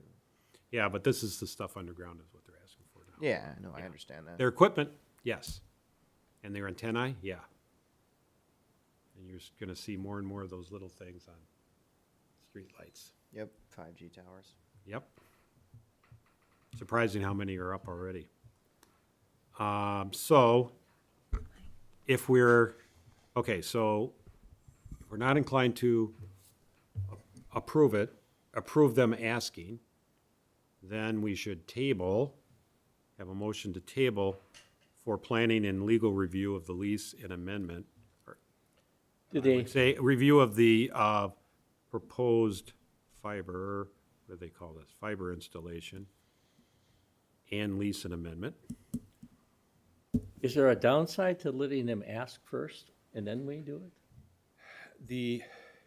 The only downside is, what Macy would say, the downside is if they ask and Sean and Vince say, no, this is insignificant, we're gonna approve the building permit to do it. Well, there's no renegotiation of anything under the lease stands. That's the downside. Now, it's almost chicken and egg because I don't think Sean and Vince are gonna approve something if it's such a major thing. And if it's such a major thing, maybe we should renegotiate the lease at that point.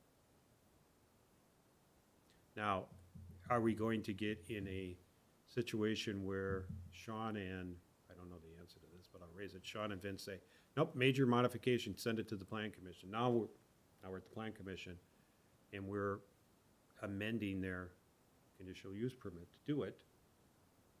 And we go through the analysis and say, well, they need the fiber, they gotta upgrade, whatever, it's in the ground, what's the big deal? And sure, we'll make that amendment. Well, you're still not renegotiating the lease at all. And then if we say, no, I don't think we'll approve it until you renegotiate the lease, well, we could say that, and Macy may say, wait a minute. That might be walking the line of improper because the conditional use and, you know how it is, Jim, being on that plan commission, and we were just at a seminar on conditional uses. And following the ordinance, and the presumption is they get it unless there's substantial evidence against it, and what that would be when they're running it underground, other than we might need to move it, and we'll say, well, but you gotta move it if we want it moved later, and they'll say, fine. Now it's in. So we can't really, if it gets there, I'm not sure we can get to the lease, is what my point is. Long way of saying it with an analysis. So that would be the downside. So Macy's point would be, look at the lease now before you approve it, or send it on, approve it, approve the request, and then it's up to Sean and Vince, and if it's outside of their scope, it goes to the plan commission. Do we know But how? if it has to go to the plan commission, we should be renegotiating something. Yeah, you'd almost think that. I- You'd almost think that you're renegotiating though the conditional use permit, and I get concerned with the law, the way it's written, Yeah, that somehow, like our cell towers, somehow. that's what I was, We're all gonna get, and this is a cell tower, okay? yeah. This is not a, a guy who wants to park his truck on Center Drive or something, he needs a permit to do that. We were in a kind of a no-win situation with the last cell tower we dealt Right. with.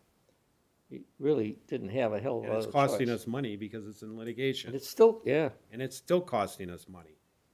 For what benefit for the village of Vernon? There is none at all, this litigation, none, no benefit.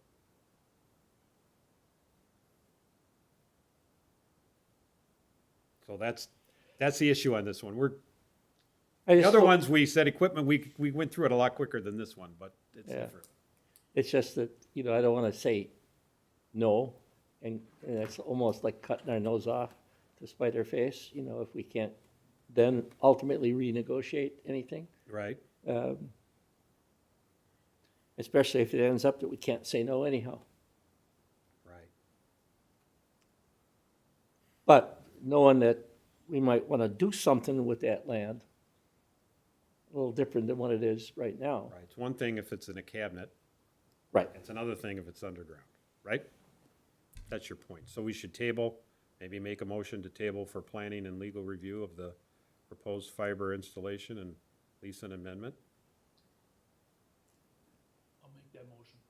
Second? Any further discussion? We beat it up, okay, I think. Yeah. Everybody's got, all in favor? Aye. Opposed? Motion carries, so we're tabled. Okay.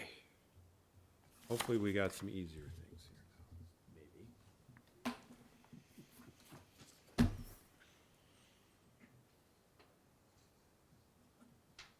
Shred it agreement. This is the shredding agreement. Make a motion to authorize the village president to sign that agreement. Is there a second? Second? Discussion? The only thing I didn't like about it is the automatic renewal.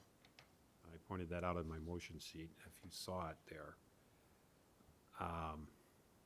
If we vote this down and then make a motion to approve and authorize it to sign it without the automatic renewal in it, that, to me, would be better, from my standpoint, but if you don't mind that, it's just like any other annoying thing, those automatic renewals and all the,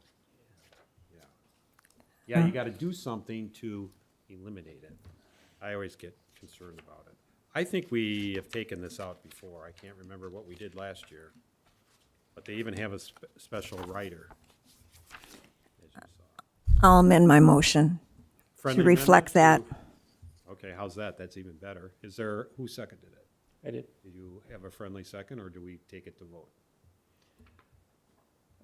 I'll, friendly. Second. Second. Okay, so the motion would be to approve and authorize the village president to sign the Stericycle shredded agreement without the, what do we call this? Without the automatic renewal provision rider.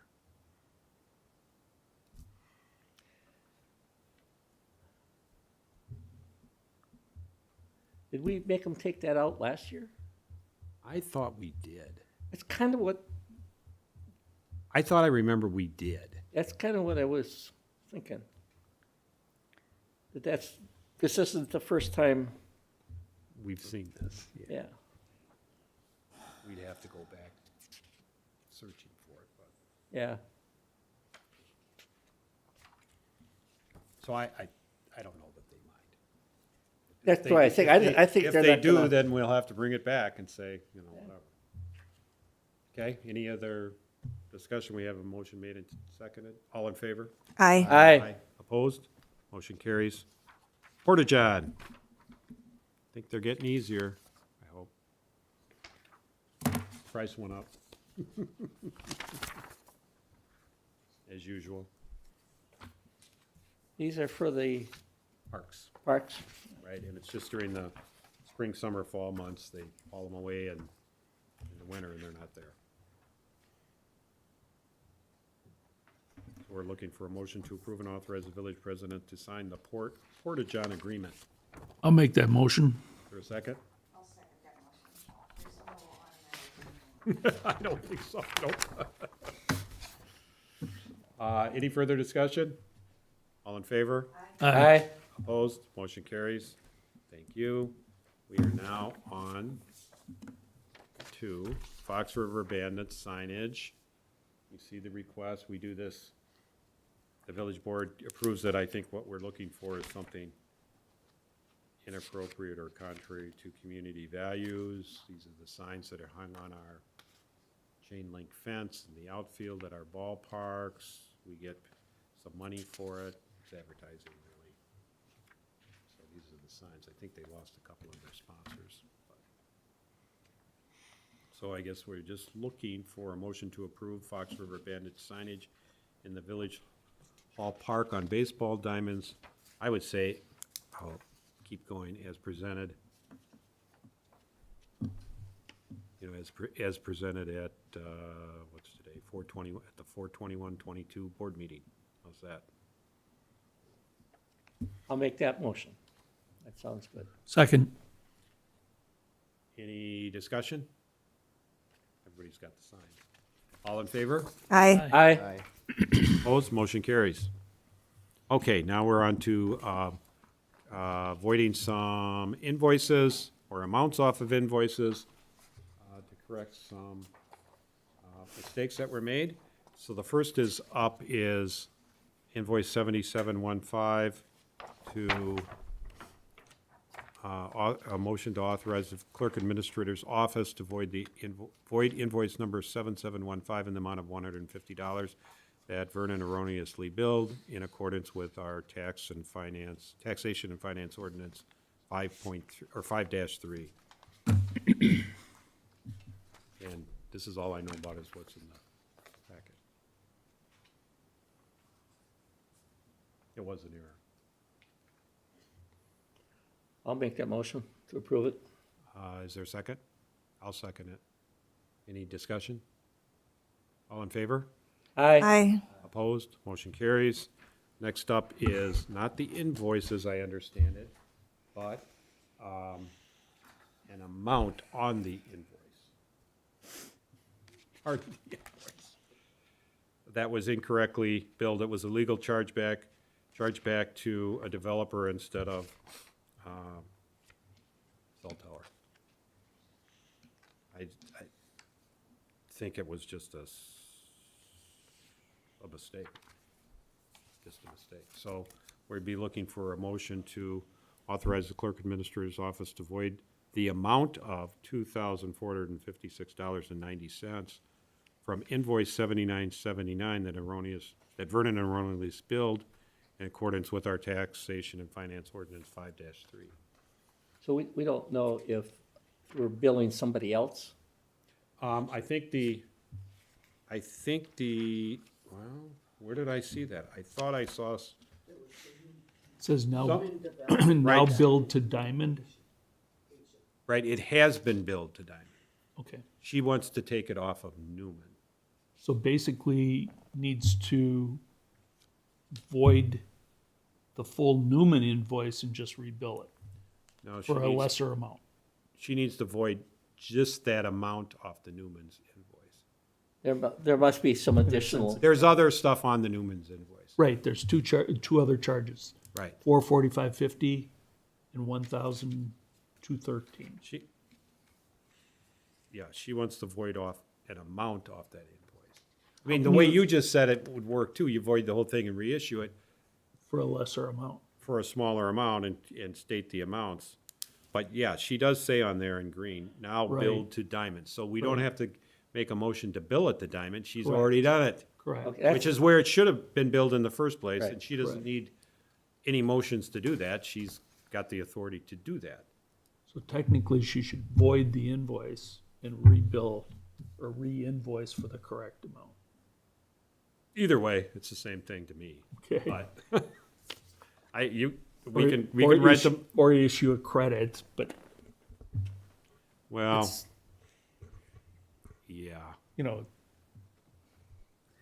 you want your documentation clean.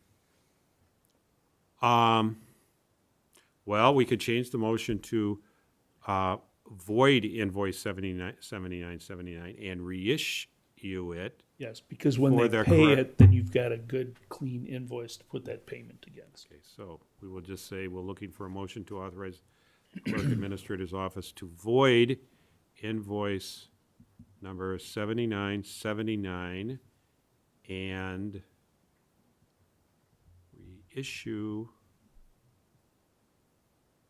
a new invoice to Newman Developments. No relation, is there, Dylan? He's like my father's cousin or something like that. All right, if you But need to, nothing to close. abstain, you should abstain then. Yeah, I can just do that, just to keep things clean. Invoice 7979 and reissue a new invoice to Newman. That's why I ask. I'm not, full Doesn't matter to me. part of it is full disclosure and Yeah, abstaining when you need to abstain. yeah. I can Invoice abstain on that. 7979 and reissue a new invoice to Newman Developments, I guess,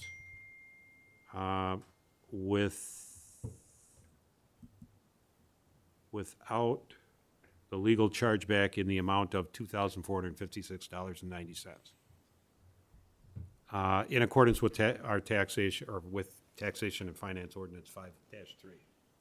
How's that? You'll make that motion, Dan? You're saying? Yes, I'll make that motion. I got it, when we're on Zoom, I get the, Yeah, that's right. which we may have to go back if these cases keep going like they're doing. Is there a second? I'll second. Second by trustee Dashik. Any further discussion? All in favor? Aye. Aye. I'll abstain. 4-0, 1 abstention. Mr. Newman. Okay. Summer newsletter. I don't think there's any motions here, but there was a, She sent out a letter saying that yes, it's due, do this, and here's the schedule. yeah, So I think it's just on there to info. info, right? Did I skip something? Yep, all the appointments. Oh, the appointments. Oh, yep, sorry, appointments. Question Okay, on the appointments okay. in general. My HR committee's not on there. Okay, so. Do we care? I mean, And neither is finance, and we looked at finance, and we thought we had the terms into 23. So oh, let's see, well, usually they're only 2 years, aren't they? yeah, and it just depends on when we do it. Okay, so what I'm gonna write down is to look at HR appointments, and we can address them the first week in May. Yeah. Okay? Yeah, what I did here and what Karen did here was really looked at Plan Commission, Fire Commission, Board of Appeals, and of course the Weed Commissioner, because it's springtime. So that's the one we focused on, but we've got finance, and I did look at finance, and I thought we were good on finance. And we were thinking about adding, there's a couple people that we have in mind to add there. And we should look at HR. Yeah. So, okay, I got it written down. So Okay. the appointments, though, under our ordinances, and Attorney Macy's point is, hey, do it in accordance with your ordinances. So I drafted it to conform with our ordinance, and sometimes it says approve, sometimes it says confirm, sometimes the village president has to make the appointment, sometimes any board member can make the appointment. So, if you ever want to clean up our ordinances, you could, we could look at that. Yeah, because I thought the president appoints, but the board confirms. Yeah, or approves, depends on what it says, but Yeah. yes, that's typically how it is, so. Okay, that's, So I'm gonna go through and start appointing and Yeah. ask for confirmation or approval. Okay, so first up There- is, There is that exhibit in our packet, right, but that's 2 years old. right, and that's the exhibit we were looking to see who was expiring and who was gonna get, Okay. needed to be reappointed or a different person appointed. Yeah. That was kind of the worksheet, a tracking worksheet, Okay. if you will. So we didn't have one for last year? Oh, yeah, we made An appointments exhibit? last year. Oh, I don't know about an exhibit or what's in the board packet. yeah, I don't remember, but we had appointments last year, Yeah, I know. yeah. More information this year. Okay, so better go in order here. I think I had mine in order, but first up, I appoint Roger Bong to the Fire Commission for a 5-year term ending April 30, 2027. Is there a motion to approve the appointment of Roger Bong to the Fire Commission for a 5-year term ending April 30, 2027? I'll make that motion I'll second that motion.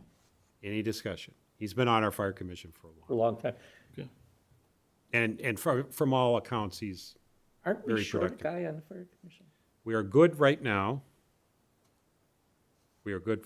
But I thought we made one guy, Well, yeah, but we appointed Jane Brown to take his place. oh, we did do that. Yeah, I don't she remember that accepted, one. yeah. Okay. Yeah, so we have a full Fire Commission. Unlike a Plan Commission where we are short a person.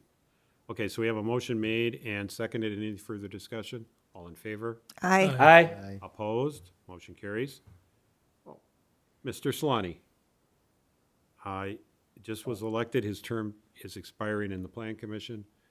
With regards to elected officials, we usually correlate their commission appointments, whatever the committee or whatever, to their elected term through the end of April, typically, just so we can take action at this meeting, which is right after the, whatever new board, but there is no gap in case something has to be done in between, the election, the effective date you were elected, and the end of the month.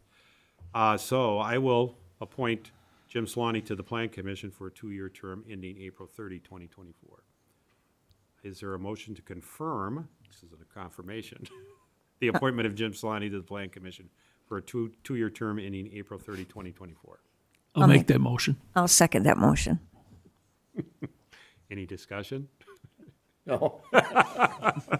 All in favor? Aye. Aye. Opposed? Motion carries.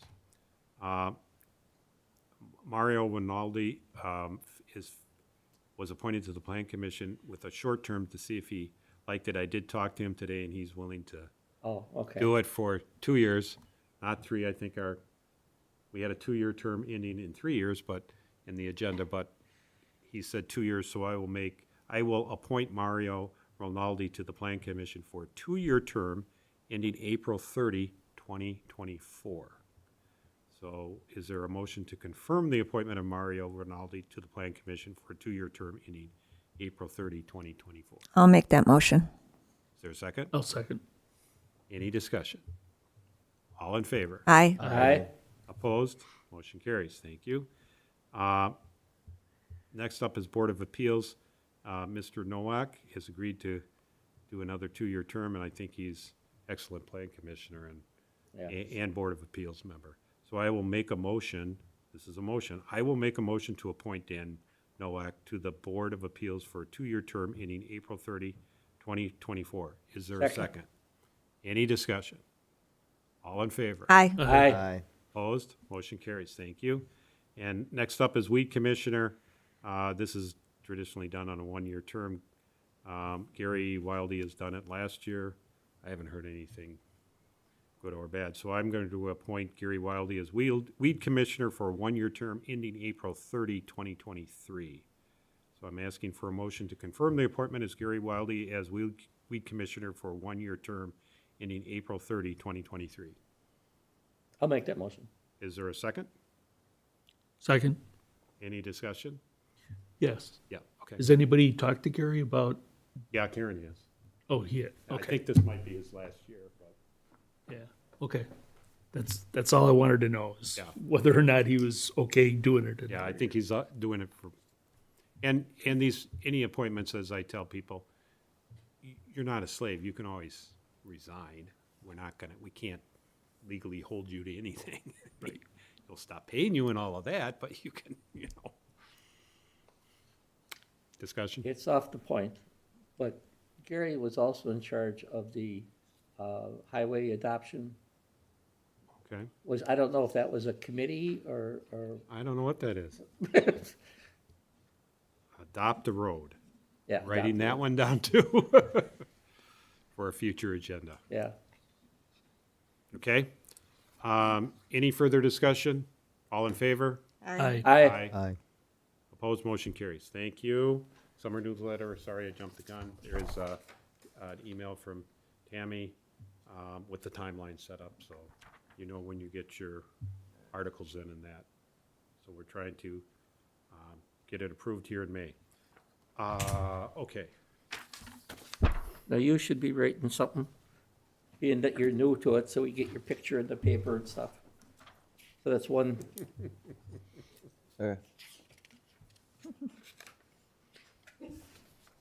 Okay. President's report. As mentioned earlier, it's the first day of spring in Vernon, and there's going to be no more snow till next fall. We passed the ordinance, did we? Yeah, I make that motion anyway. No, I'll just make that proclamation. We did receive a letter from a Village of Vernon resident who received, I think Karen might have actually scanned it and sent it around, service from the Vernon Fire Department, very complimentary letter, and I thought I'd mention it because it is a nice letter, and from what I understand, it was provided very good service. It had a good outcome. Next up is, we did receive a letter, I did, and I think Fire Chief did too, from the Village of Big Bend regarding interest in creating a joint fire district. It was an interesting letter in my view. I've not responded to it, and it hasn't been on an agenda. interesting letter in my view, because we have an outstanding contract proposal with them that, to my understanding, hasn't even been voted on. So that's my report. It's getting late. We'll start with trustee Solani and go down the line. The only issue that I had was on that letter to Chief Feldy, which I thought was very complimentary and consistent with what I have seen and heard about our fire department. That took place actually in Waukesha, I noticed, which is another attaboy. I don't know, it sounded like we did the transport, so we probably got paid on that one because we have that agreement, right? Right. That's all I got. I just wanted. Trustee DeGrave. Sure. I really don't have much, other than it might be a good idea if we could have maybe a picture of that letter that goes in the newsletter. I thought that was one of my ideas when I read that letter. And also, just to let everyone know that there is a relatively new Facebook group out there. It's called Village of Vernon, Keeping You Informed. Might be good to join that group. I noticed our agendas have been out there, and also there was some information on the candidates that was put out there. So it's a way of maybe just keeping up to date on what's happening in Vernon. Or if you've got something you might want to put out there on the Facebook group, so. I just assumed that was Tammy doing that. No, I think it's a resident. Oh, Resident started it, so. We have Save Vernon Borders is out there, this new one that are residents, and we have an official Village of Vernon. Yeah. Right. okay. So that's So all I there's have. no issue with us commenting on those websites, right? As board members? No, No. that's free speech. Okay. Can't be Just having- checking. As long Can't as be you say having- nice things Well, about I it. only say nice things. Well, the only time you get into trouble is if there's three or more of us running a conversation on there. That would be That'd be inappropriate. interesting, yeah. I don't post anything on Facebook, so don't have to worry about me. Trustee Newman, your first report. The only thing I have is I had somebody ask me if the village was doing brush cleanup, which it's my understanding that we are, and I believe the schedule is on the website, right? Yeah, it's May 2nd. May 2nd. It starts east of center. Sounds good. That's all from me. All right, thank you. Trustee That is an Jason. important issue with the residents. They do like that. I would just like to welcome Dylan to our village board, and I'd also like to thank Marie again for her past service as our former trustee and our former clerk and our former treasurer. She had lots of years of experience here in the village of Vernon. So thank you again, Marie. Thank you. Anything out of the clerk's office that Karen wanted to announce? Karen is just doing great, that's all. Okay. Sheriff's report, we heard from Sheriff. Now we're on the finances. Accounts payable. I thought the best way to proceed with accounts payable, unless someone's gonna make a motion to approve them all, if there's issues that we can identify, and if we need to pull in particular payables for more information, we should do that, and maybe we can get a motion to pass.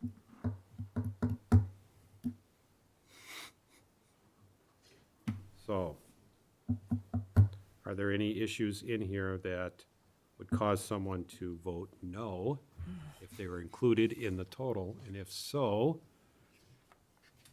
we need to get something passed tonight. Dan, you're smiling. I got my highlighter. I've got my list. Okay. All right. Aramark. Now, I understand there was an email later today. Something, I left it up on my screen. Okay. But anyways, when I went through the AP originally, we should not be paying from delivery tickets. The letter that was even included in the packet said they were emailing invoices starting March 21st with digital invoice and paper delivery tickets during the transition until April 18th. Then electronic delivery signatures. So in other words, we should not be paying from a delivery ticket. We should always pay from an invoice on that part. Okay, do we have Vernon- invoices to pay from now? I'll tell you, they're all Yeah, I get it. Right. electronically. The clerk's office doesn't pull up. John will get him, Okay, and he's on vacation, so. okay. Vernon election inspectors, I thought that the board had discussion on this from the, which originated from the town association legal guidelines. I thought they were considered employees and they should be processed through payroll, not through AP. Boundtree, status of credits from 2011? No, Boundtree has a lot of problems.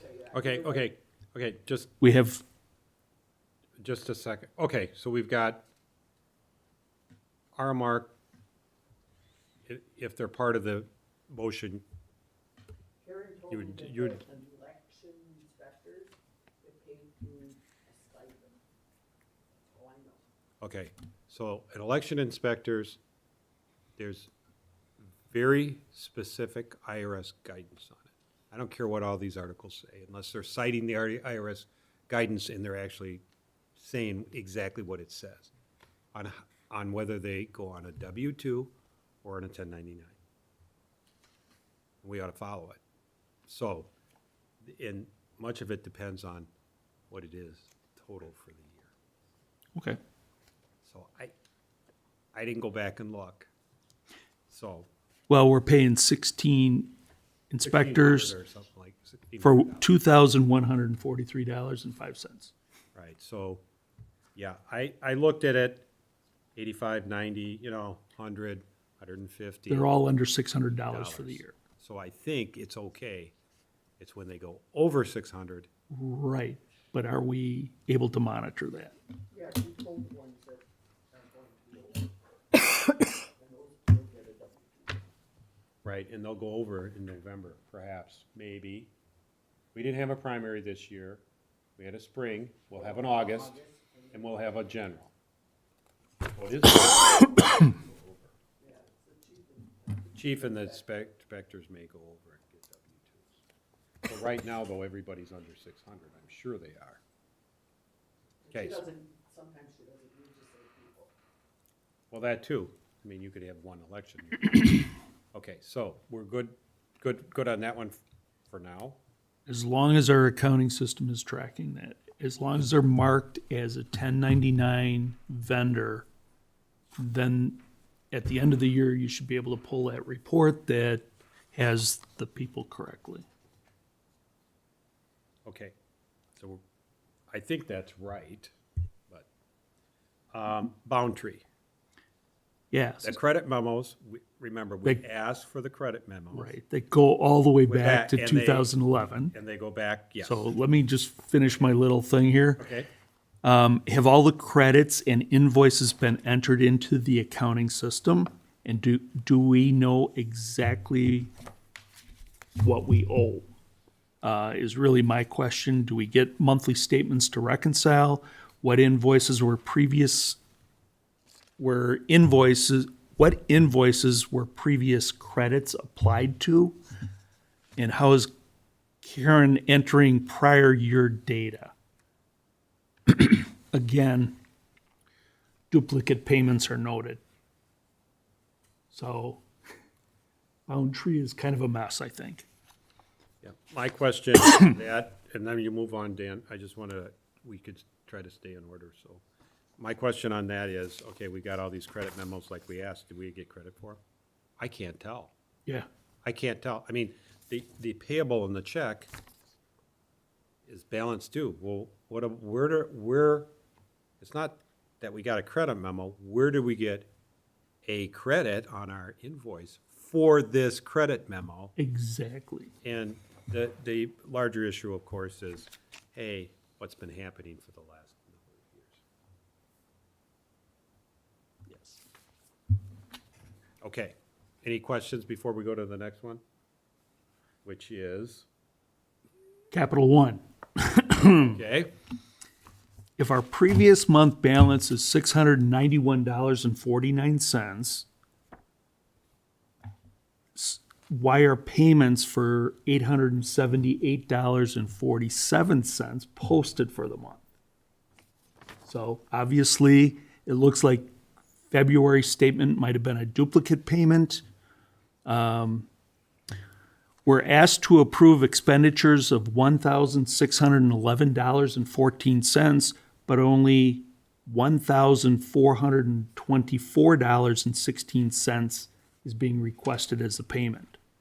And that's because of the duplicate payment on March 8th for December 2021 previous charges of $186.98,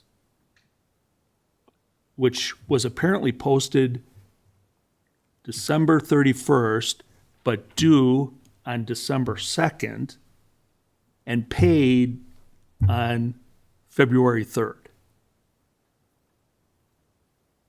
So, Capital One, again, we're making duplicate payments, we're making incorrect payments. I don't feel comfortable that we've got good control over the ACHs. I think our credit cards are maybe mismanaged and the ACH payments are out of control. So that's my comment on Capital One. okay, so on Capital One, the issue is not with respect to invoice on the statement. The issue really is, and I would concur, I mean, I'm looking at the payments, okay? I'm looking at the three payments that are posted Right, in March, okay, March 8th, 24, and 28. correct. It's one Capital One account here, and you, The March 8th one I is, don't understand, and maybe it's just the way they're listed on the statement. Posting date March 8th, it's authorized March 8th, but in somebody's handwriting, it has 2/3/22. I don't know what that means, other than February 3rd, 22. I don't know why that's written there. And then March 24th, there's a posting date, but it was authorized on March 8th for 6/49. And then on March 27th, the posted balance. of 42. Most people, well, I just paid my credit card, personal credit card today. Once. I looked, I paid once. It's Exactly. due tomorrow, I paid today Exactly. for the amount that's due. And that's what we're approving in our AP batches, usually. So, We should be, yes, we're approving, well, like this one. It's approved for 14/24/16, which is the new balance, correct, after those credits, of course, or the payments, I mean, not credits, payments. after the incorrect payment that was sent in. The duplicate payment, in a sense. Okay, So I don't have an issue with the $1,424.16 balance. balance, okay.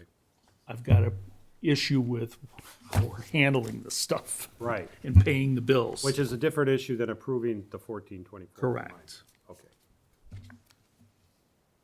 Next one I had was Darley. The invoice is dated September 27th. And noted on the and per the invoice, it was shipped on September 24th. There's a note on there that per Howard to date it January 1st and put the entry in on January 1st. First, Also says in the handwriting that the part was back ordered. If the part is back ordered and they just received it, why were we invoiced back in September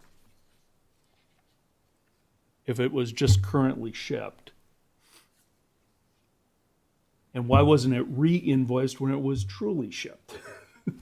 So, Oh, part was back, is handwritten. all this stuff is handwritten. Is VFW, I mean, is the VFD playing, I don't know, playing with invoices or what's going on? Yeah, I don't know the answer to that. It And it- says, the invoice, it says it was shipped, the invoice says it was shipped in September of 21. Yeah. Handwritten, part was back ordered, and now received, okay to pay March 27th, 22. And then And then, Written that or Howard Howard- put in Howard's ACA says telling them- 1/1/2022. It doesn't say when it was received. It shouldn't be entered on that date. thank you. So again, the issue is maybe not with the amount or that it was approved. The issue was the accounting, and maybe it's not even the accounting in this case, but it's a department head. Right. Showing an invoice. Okay? So really for that, if it was just received, we should really have them re-invoice because we shouldn't be paying an invoice from September.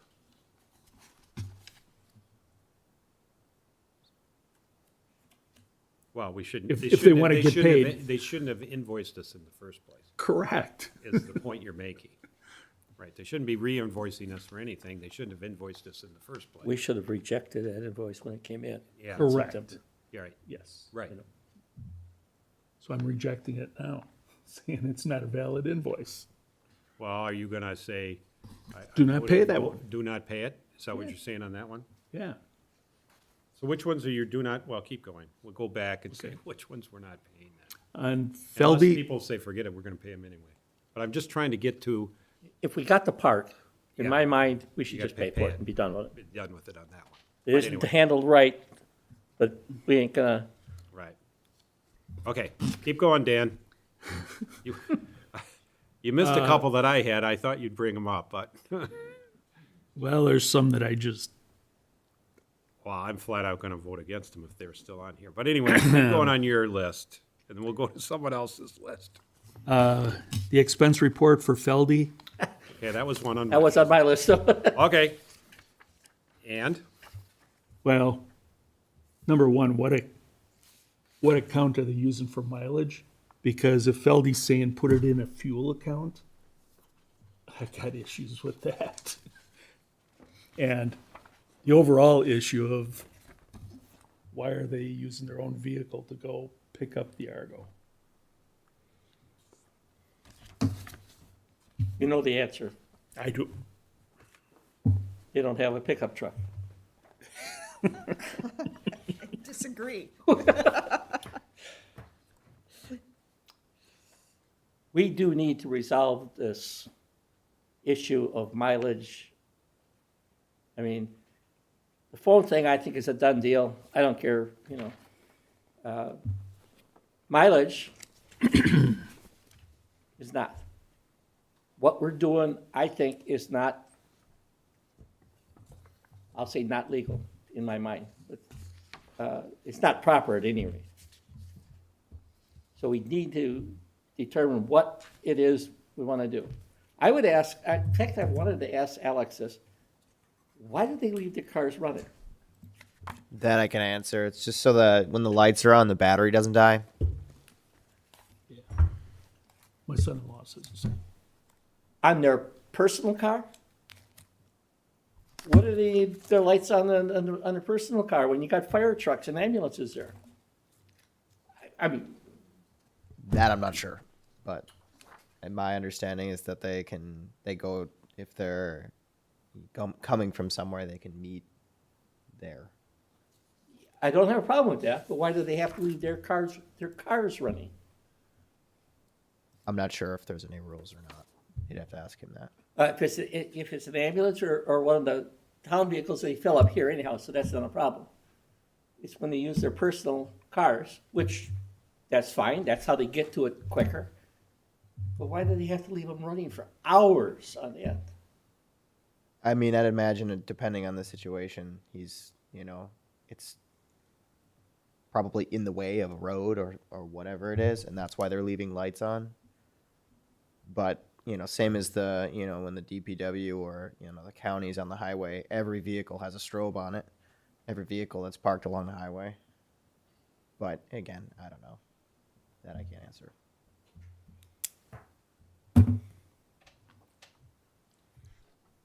Did you have any comments on Feldy's? Yeah. The Rosman True Value bill here that he put on his expense report, No, he did not. it puts it back here. It's in here twice, so. No, well, that's only because they scanned it in twice. No, it's on, the check is for $151.15 for Feldy, okay, of which the mileage is 141.57. The fuses, Oh. which I'm wondering, first of all, why are there new fuses being bought on a brand-new Argo, okay, a brand-new vehicle?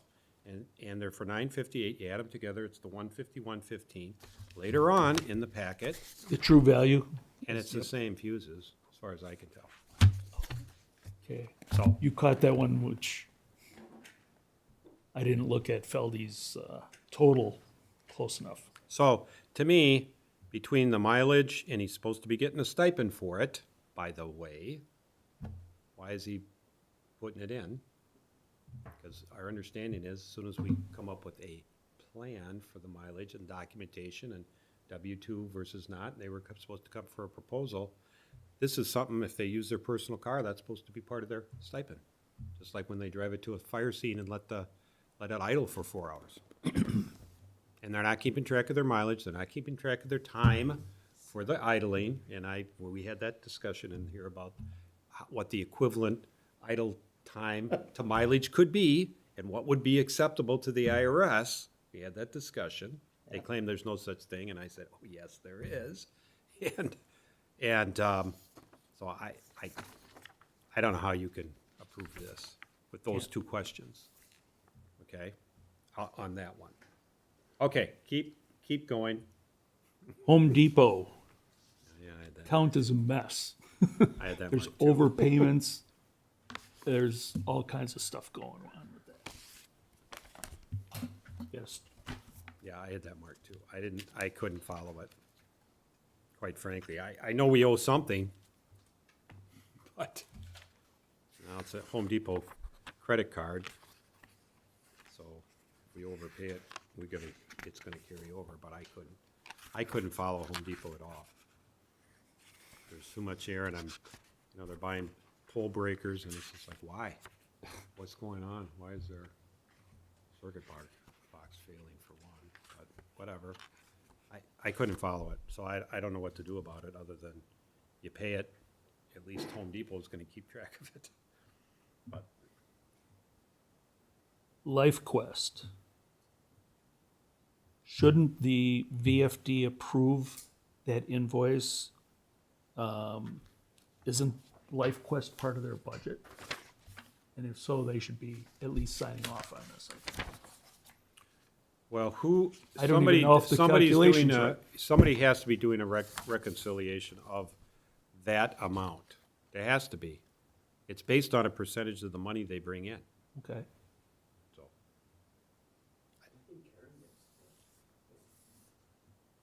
Right. So is somebody actually checking it? That I don't know. At this point, you're not questioning the amount of, or anything. you No, just- I'm The saying process. the process. Why isn't VFD or somebody that's supposed to be, if it's part of their budget, they should be signing off on this, is my point. It's part of the Fire revenue department- side, Fire department budget, yeah. the revenue side of it. Well, this is an expense that goes against it. Well, it's based on the revenue side, but yes, Yeah. yeah. It is an expense that goes against the revenues that were brought in, yes. Loman, Yeah, I got that one marked too. why is our clerk doing the treasurer's job, communicating with the county? I don't follow it. And it does not look resolved, so. I couldn't follow it, quite frankly, either. This is from November 5, 2021. Tax bills came out in December. How did Vernon balance and make a final settlement with the county Did the county really reverse penalties and interest? Why was it, I don't even, why were penalties and interest even charged? I don't understand it at all, I know. because it's like, I just don't follow it. Yeah, I get it. He came in and paid early, because I'm going to Florida, and here's my check. And you took the money. Okay, fine. I didn't hear that explanation. Why What was didn't that? That it was a I think it was in a deferred account, and Terry forgot that it was in a deferred account. And then she came in and paid it again, the property owner. the property owner. Okay, but I didn't see a check, a canceled check for that in here. Because she had to go to the county. She came in on 4/7. Oh, she paid it, didn't After. come here. We can't She accept came- anything She after came here on February 5th. 4/7. We had to send her to the county. Okay, so she didn't pay here, she No. paid at the county. Okay, so now the county looks and says, what, it's unpaid? Even though she paid it in November. Because it was in a deferred account. Okay. Whatever that means. They paid early. They paid before the taxes came out. Okay. And the money goes, because there is no tax bill to credit against. It goes into deferred revenue, so debit, cash, credit, deferred revenue. And it sits there. And then when the tax bill comes out, you're supposed to debit deferred revenue and credit that tax bill. And that was not done. The property then went delinquent. Property taxes went delinquent. The taxpayer, the property owner says, hey, she comes in here, you send her to the county, she pays the county. Well, what did she pay the county? It looked like the full amount, including the penalty and taxes. She shouldn't have had to pay that. But that's the deal with the county. She didn't pay that to us. We're just refunding her. No, but she was penalized because of what happened here, though. Well, then she needs to, then she needs to make a claim against Vernon and say it's her Right. fault, unless the county's, takes it off. Then she has no claim. So the first question is the county gonna take it off? And what are we exactly refunding her? What she paid us in November? 385992? Yeah, because she would have had to estimate that amount, right? 385992.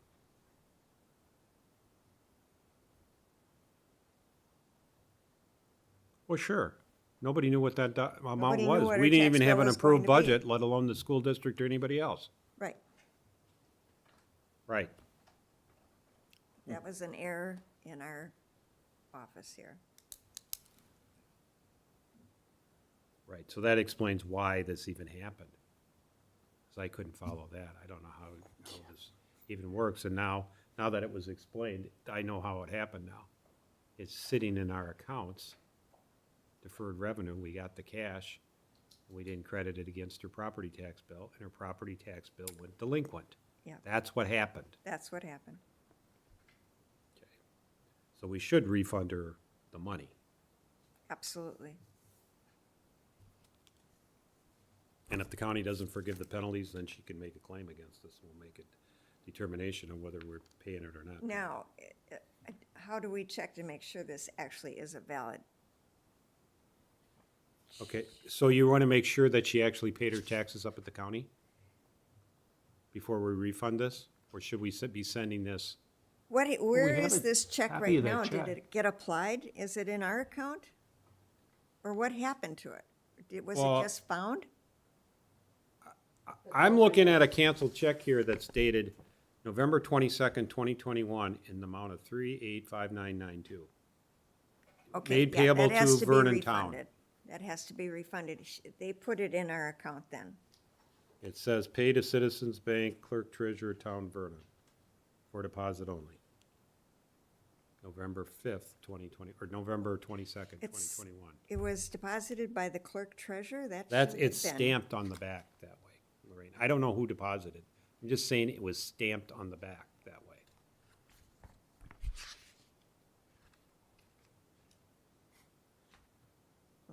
Be interesting to know if it was Karen who did it or Cherry. So, That's what our stamp, I think we need a new stamp. Okay. That says treasurer instead of. let's. yeah, Well, that let's- makes me think that she stamped it, not him. Well, yeah. Well, I don't know who stamped it, but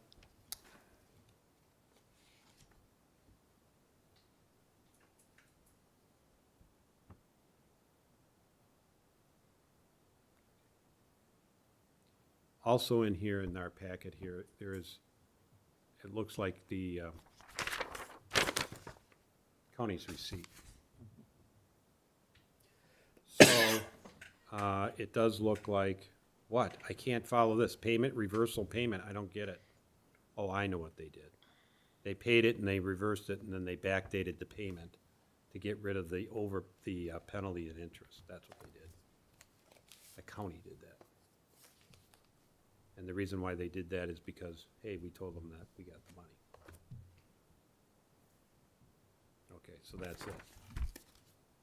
All right. That's a flat-out mistake. And we just should refund that money. $38.59. Yeah. I think that's right. Okay. Dan, the next one. I had the same problem. I couldn't follow it, but now it makes sense. It's like, how did this possibly even happen? Okay, Okay, pumps, pumps, your pumps. pumps. There's missing invoice for the $1,115. However, there's work orders in there, so maybe it was just a matter of not scanning that page in or something. But that invoice was missing out of the packet. out of the packet. Verizon, why is this bill not paid timely? Again, I don't understand why our utility bills, we're not paying them timely. Things are getting duplicate payments. Just kind of out of control, I think. Spectrum. Why are we approving ACHs after the due dates? One statement is for 2 months, but we don't have a previous balance. One statement's overpaid with zero current balance. Again, I think the ACHs are out of control. And lastly, We Energies. I can't tell whether that's balanced or not. And again, that has to do with ACH payments. So I get this feeling that what we're approving sometimes with regard to how ACHs are being processed and paid, those things aren't happening consistent with what we're approving. And that's all I have to say tonight. Okay, tried to take as many notes as I could. I know you probably have a lot more. There's a lot of stuff I just couldn't Well, spend time on. the ones that I had flagged were, the reimbursements for mileage and the double payment of the fuses. Okay, so I can't vote Cut to those. approve that one. I can't. Nope. The other one I have a trouble with is this AR Tambourine trucking for $720. I don't have enough information to approve that. We're paying for someone else's damage that we didn't that it's not on our truck. I don't get it. And we weren't driving the And truck. we weren't driving the truck. Yeah, I don't understand that And one it's either. just like, oh, they're blaming us because of poor directions. Yeah. I don't get it. It's not our bill. Be aware of your own surroundings. If someone wants to make a claim against the Village of Vernon, they need to make a claim against the Village of Vernon. We need to look at that claim and send it to our insurance company, if it's appropriate to send to our insurance company. And if it is, we have to deny claims like that. If you don't, then they're deemed valid. I don't know how we can, on a note like this, on Yeah, handwritten note. a handwritten note, I don't know what happened. I have no accident report. I mean, we just talked about the employee manual, Right. very detailed instructions on there, what happens on an accident. And, I even noted that we moved the drug testing over to the accident piece from the drug test, which is fine. But there's very detailed, where's the report? It's $720, and then somebody says, well, your guy told me to back into the truck, to the salt shed, or whatever the heck happened. I don't even know what happened. This is the first I heard about it. John's on vacation this week. I don't even know when it happened, and all of a sudden we're paying this? Why? I can't approve that one, I can't approve the mileage. This is me, so I'm gonna vote against it if they're in there. I follow everything and Dan was saying, and I had trouble with Home Depot, I had trouble with pumps, I had trouble with the tax refund, although I think that is now straightened out. I had trouble with, there's a couple more. I had trouble with IamResponding.com, a self-made invoice. This, I don't know if we've ever paid this company. We talked about in finance and in this board and that staff having an approved vendor list. Well, when I see something that, I haven't been here forever. I've been here, 3 years? And the first year, it's like, who are these people? Who are these people? Right, that's, Well, if I recognize them, okay, we paid them in the past. I don't recognize this. I don't even know who these people are, what they even did. 1-year term for what? I can't approve that bill either. The other question I had, without further information, just like this AR Tombery, maybe that's valid. I just don't have enough information to approve it. The bill to Rosman's for the fuses, I don't understand why you're buying new fuses, but that's, to me, a legitimate bill to Rosman's, and it shouldn't be on someone's expense report. That's my point there, okay? The other one was this educational one, and the only question I had there was, boy, that's a lot of money. Is that really in the budget, 5,400? This is Vector Solutions for $5,417 for online training. Now, maybe it's legitimate. My only question was, is that within the budget? I don't know. But yeah. that was my question there. I'm not saying it shouldn't be approved necessarily, but those other ones I can't, at this point, without further information, and maybe we throw this one in here too, I can't support a motion. So I'm gonna vote no if they're in there, just saying. I don't know how anybody else feels. So I don't know how to, that's why I started with the discussion, because I knew I had some issues. I figured Dan had issues, because you've had in the past. every Rain's time. had issues in the past. Dylan, you knew, I know. Jim, I mean, there's some of these where even you have issues. Oh, yeah, for sure. So we need to have, now, this whole stack of bills, there's enough legitimate bills in there to pay. Okay, so I want to have a motion to get them paid. It's 20 minutes to 10. Well, me, personally, I would pull AR Tambourine Trucking, the expense reimbursement for Chief Feldy. I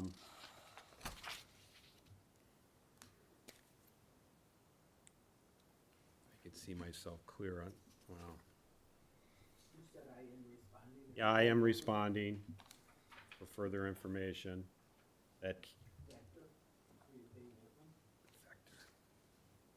That's the training. the Target Learning Solutions, my question there is whether there's enough budget, not necessarily whether it's legitimate. So I could see myself clear on that one. What is that? Where is that? Who signed for that training? Somebody should have signed off on it, right? I trying to see what department that was for. The training one? Okay, Yeah. let's just see. Well, there's this one for RP returns too, but it's Another fire department, flat rate disposal of controlled or non-controlled pharmaceuticals. Yeah, okay, but I've never seen this company. That's $150. The other one is, Feldy signed off on that. That would make sense for having a $5,000 bill for it, for training. For training I don't for know the what the year. hell I mean, he training says is this for, is but- our annual invoice for online training. I just don't remember a Vector Solutions. Yeah, no, I've never heard of them either. But So again, that goes back to approved vendor list. So, yeah, I have different issues than Dan. Dan has valid points and accounting issues, and I have a different account. Well, Different. and it's that, what makes it good is that we're all looking at it from a different perspective. Yeah, this wasn't on. What is that? I am responding. Yeah. That's phone software of some kind that the fire department uses when they put out a call for their guys, Okay, that the guy can respond that he's coming, so they know immediately okay. who's gonna be there. So it is a valid Yes. invoice, okay. It just, is it new? I don't recall it. No, it was on our, in the computer already. Oh, was it? Okay, all right, okay. They've had it for quite a while. Okay. I just don't remember seeing a bill for it under that name. Yeah, that's, You know, and then the self-created invoice kind of was, yeah. what's this about? I think Vector is a new one. Vector is a new one, that's the training?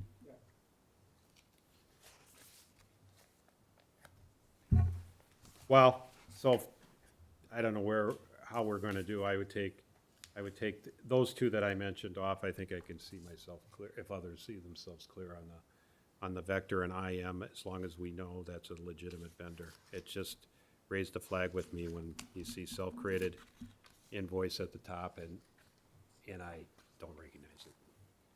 Doesn't mean it's not valid, though. So those were mine. Jim, what are you, thoughts? No, I'm fine with those. Those two? Those two, yeah. Those are the, Dan, The only you ones want that I more than caught. two, or you? Well, you agree on those two for sure. Yes. Okay, Dylan? I definitely agree on those two for sure. Okay, if we make a motion without those two. Well, wait a minute. Yeah. What two? I thought you were talking about AR targets. Tom Barito Trucking and Feldy expense reimbursement, yes, those two. and Target Solutions?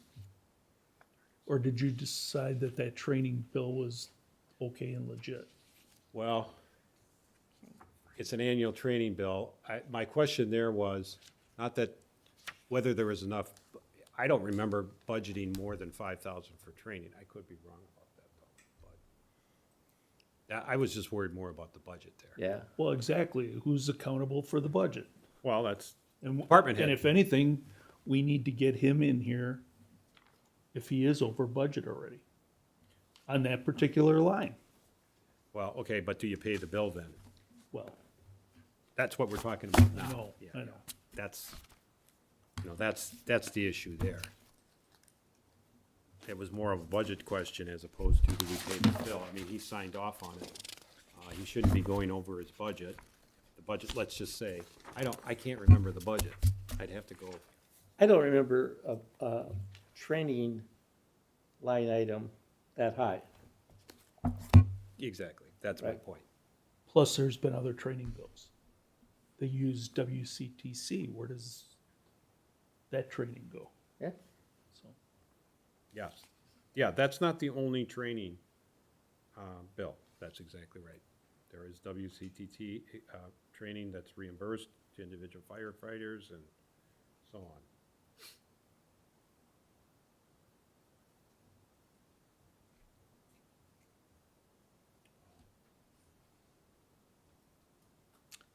The vendor is Emergency Service Marketing, and it's imresponding.com. Okay. Okay, so are we, those two for sure, now do we add a vector? Or Target Solutions Learning? Lorraine, you have something? Nothing more. There was Chief's bill, and then that other bill, the dupe. Yeah. Are we gonna pay one of them and not? Yeah, I said pay the hardware store. Okay. Direct. Because their bill is in here and we have a check for them. And it's the same invoice. It's the same receipt. Sure looks like that to me. It is. Does that look the same to you? Yes. Okay. I'd Okay. Then be highly coincidental. Yeah, so I would say pay that one. That one stays. yeah, The duplicate, I would say, is on the expense reimbursement form. right. Because to get expense reimbursement, you have to say, I paid it. Well, Well, Where's the Since- document that says you paid it? since we're talking about that, this is just a generic expense report that I've used for a long time for like my employees and everything. And there's this little legal notation on here that says, I hereby certify that the above expenditures represent cash spent for legitimate company business only and includes no items of a personal nature. We need something like that on every one of the expense reports, and the employee needs to sign. And should, we got a report. Where the hell were you in December? Yeah, Because the form is already in the manual, if you look. yeah, it is. And There's I one was, in there. I was That new, statement is I in needed a year to get up to speed here. Now we have somebody else new, now I can't use that excuse. Yeah, you're no longer the rookie, okay? He's our probie now, right? And I'm thinking we should also have a part on there that in the event any items are returned or refunded, that they need to reimburse the village immediately. 20.5. I mean, we need to get these expense reports nailed down. Oh, and there's one person's name that was spelled wrong. I don't know if she's gonna take offense to it. One of our election workers. Jenny Betcha. It's spelled Jimmy. J-E-M-Y. Let me check. Can she legally cash it? I'd approve it to her. If we need to void the check and reissue, we can do it. I mean, not. Jenny or not. Can anyone help me find, there was something about the election poll workers' wages, if they hit it. Where's the paperwork? I'm missing that. I never saw that. Where, that they're legitimate on the APs. So, there were the 1099s. You said some people will be receiving 1099s. Those were paid, as payroll. The chief inspectors, they were paid as payroll. Okay. And so you're okay with the election, the poll workers being paid through APs? As long as they're entered in as 1099 vendors. Which everybody on AP should be. Not just the poll workers. Any vendor other than a corporation needs a 1099. It's true. That includes all LLCs. You are absolutely correct. And partnerships and LPs, LLPs. And then even now, certain corporations need to get 1099s. Macy's law firm does, for example. Do we send them? Better. He Don't charges do it, us Tim. for it to read it. You gotta have a sense of humor about this stuff. So, moving right along, taking out those two that we've talked about, $720.52 for more information, and also, I'd say both for more information, $151.15. So I get taking off $871.67. You take it off from the batch total of $68,873.84. I get $68,002.07. 17 cents. 68002.17.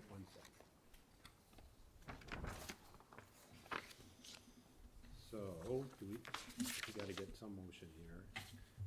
Gets voted down, then we'll go back to the drawing board, I guess. Got a minimum anyway, or a maximum, I mean. So I'll make a motion to approve batch 20220421 in the amount of 68,002.17, without, I don't know, there's check numbers on here. Without check numbers, should we just reference those? Without check numbers 69,803 and 69,818. I got them in there right. Is there a second? I'll second. Any further discussion? I hate asking that. All in favor? Aye. No. No. No. Dylan? Aye. Motion passes 3-2.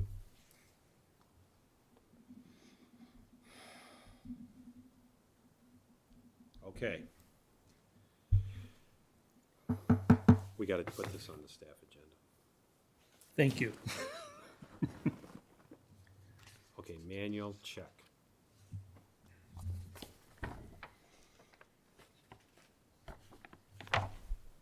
Has to do with it.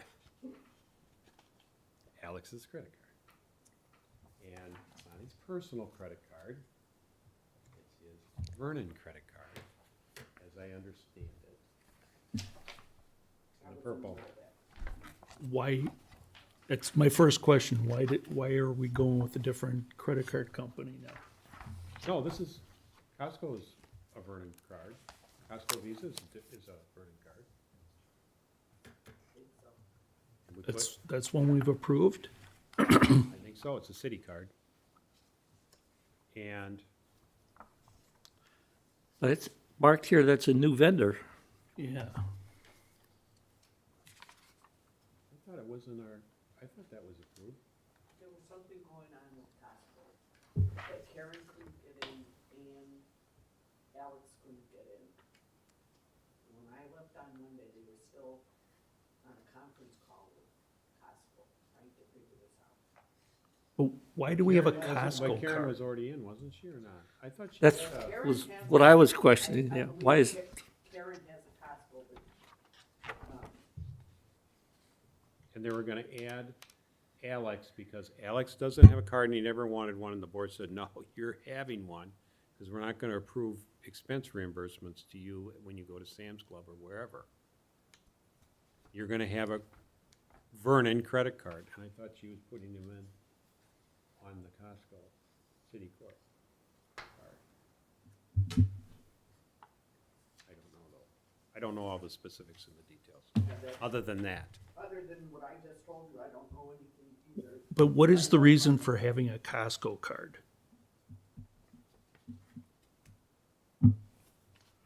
I mean, you have a Costco membership, I understand that, but Right. do you But you can have use to it- pay with a Costco card, or No. can't you? They'll take any Visa No, they'll card. take any card there, but Costco cards are very beneficial because you get it's your best card to have. It's one of the best credit cards to have. And this is in Vernon's name.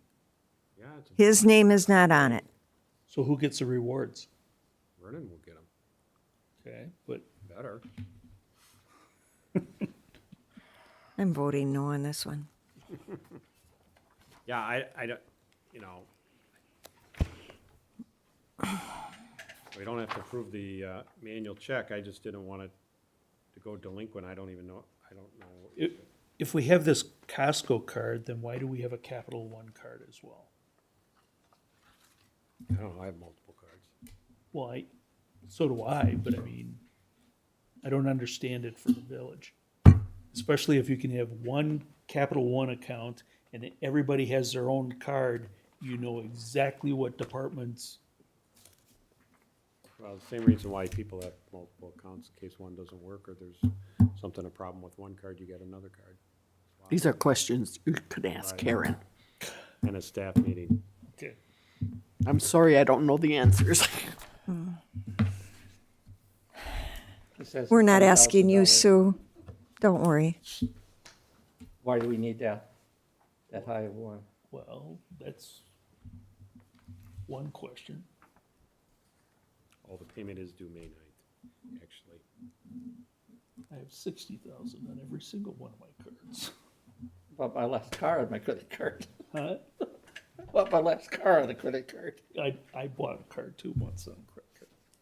Well, according to this, it's not due until May 9th. We could even do this May meeting. Yeah, I think we need to talk about it at least. But I, We'll table it. And we receive statements via email? Is that, that's what it says on here.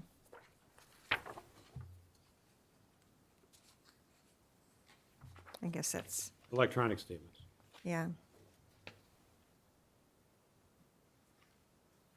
You want a paper statement, print out your electronic statement. Or save it into a PDF. so apparently it is cut off, but there is late fees and interest charged. So that might be the reason for the manual check. Oh, And I said And- May 9th, but that's the new balance, May 9th with all the, yeah. they may want to go and, But just make sure, go and take it there and pay it at Costco. or mail it.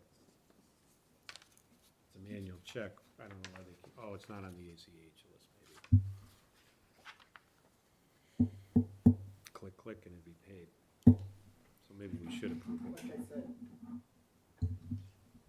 it. We were done with the ACHs, and Karen was still on the phone on Monday, talking to Costco. So in other words, if it was ACH, you guys would have paid it before our review and approval anyways. So this is a Costco That's- credit card being used for Amazon? Yeah.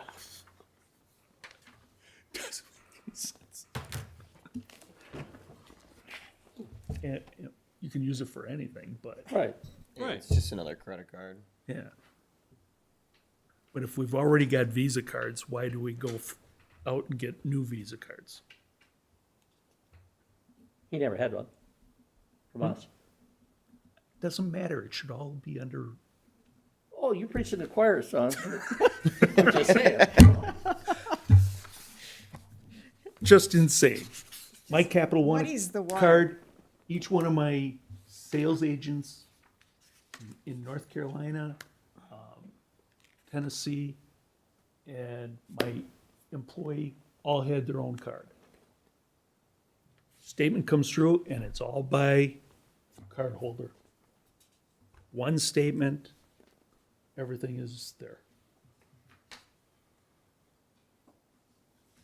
And we can't even do ACH payments properly, so it's just another problem. I'm done That preaching. particular one, though, wasn't an ACH issue. It will be. That's how come they're asking for a manual check. No, the reason they're asking is because the damn cards didn't work in the first place. That's not ACH. No, they couldn't pay by ACH. They used the card, cards worked.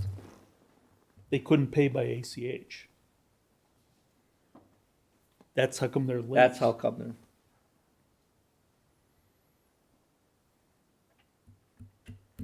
Should have looked into that before you got a Costco card. You know, Citizens Bank issues credit cards, Visa cards. Capital One's the best. I would All right. disagree. No argument. Okay, so should we approve this manual check or table it? I would vote to table it. You make a motion to table it, is there a second?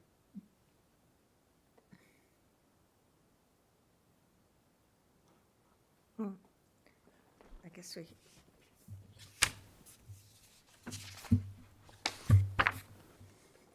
Motion dies for lack of a second, I guess.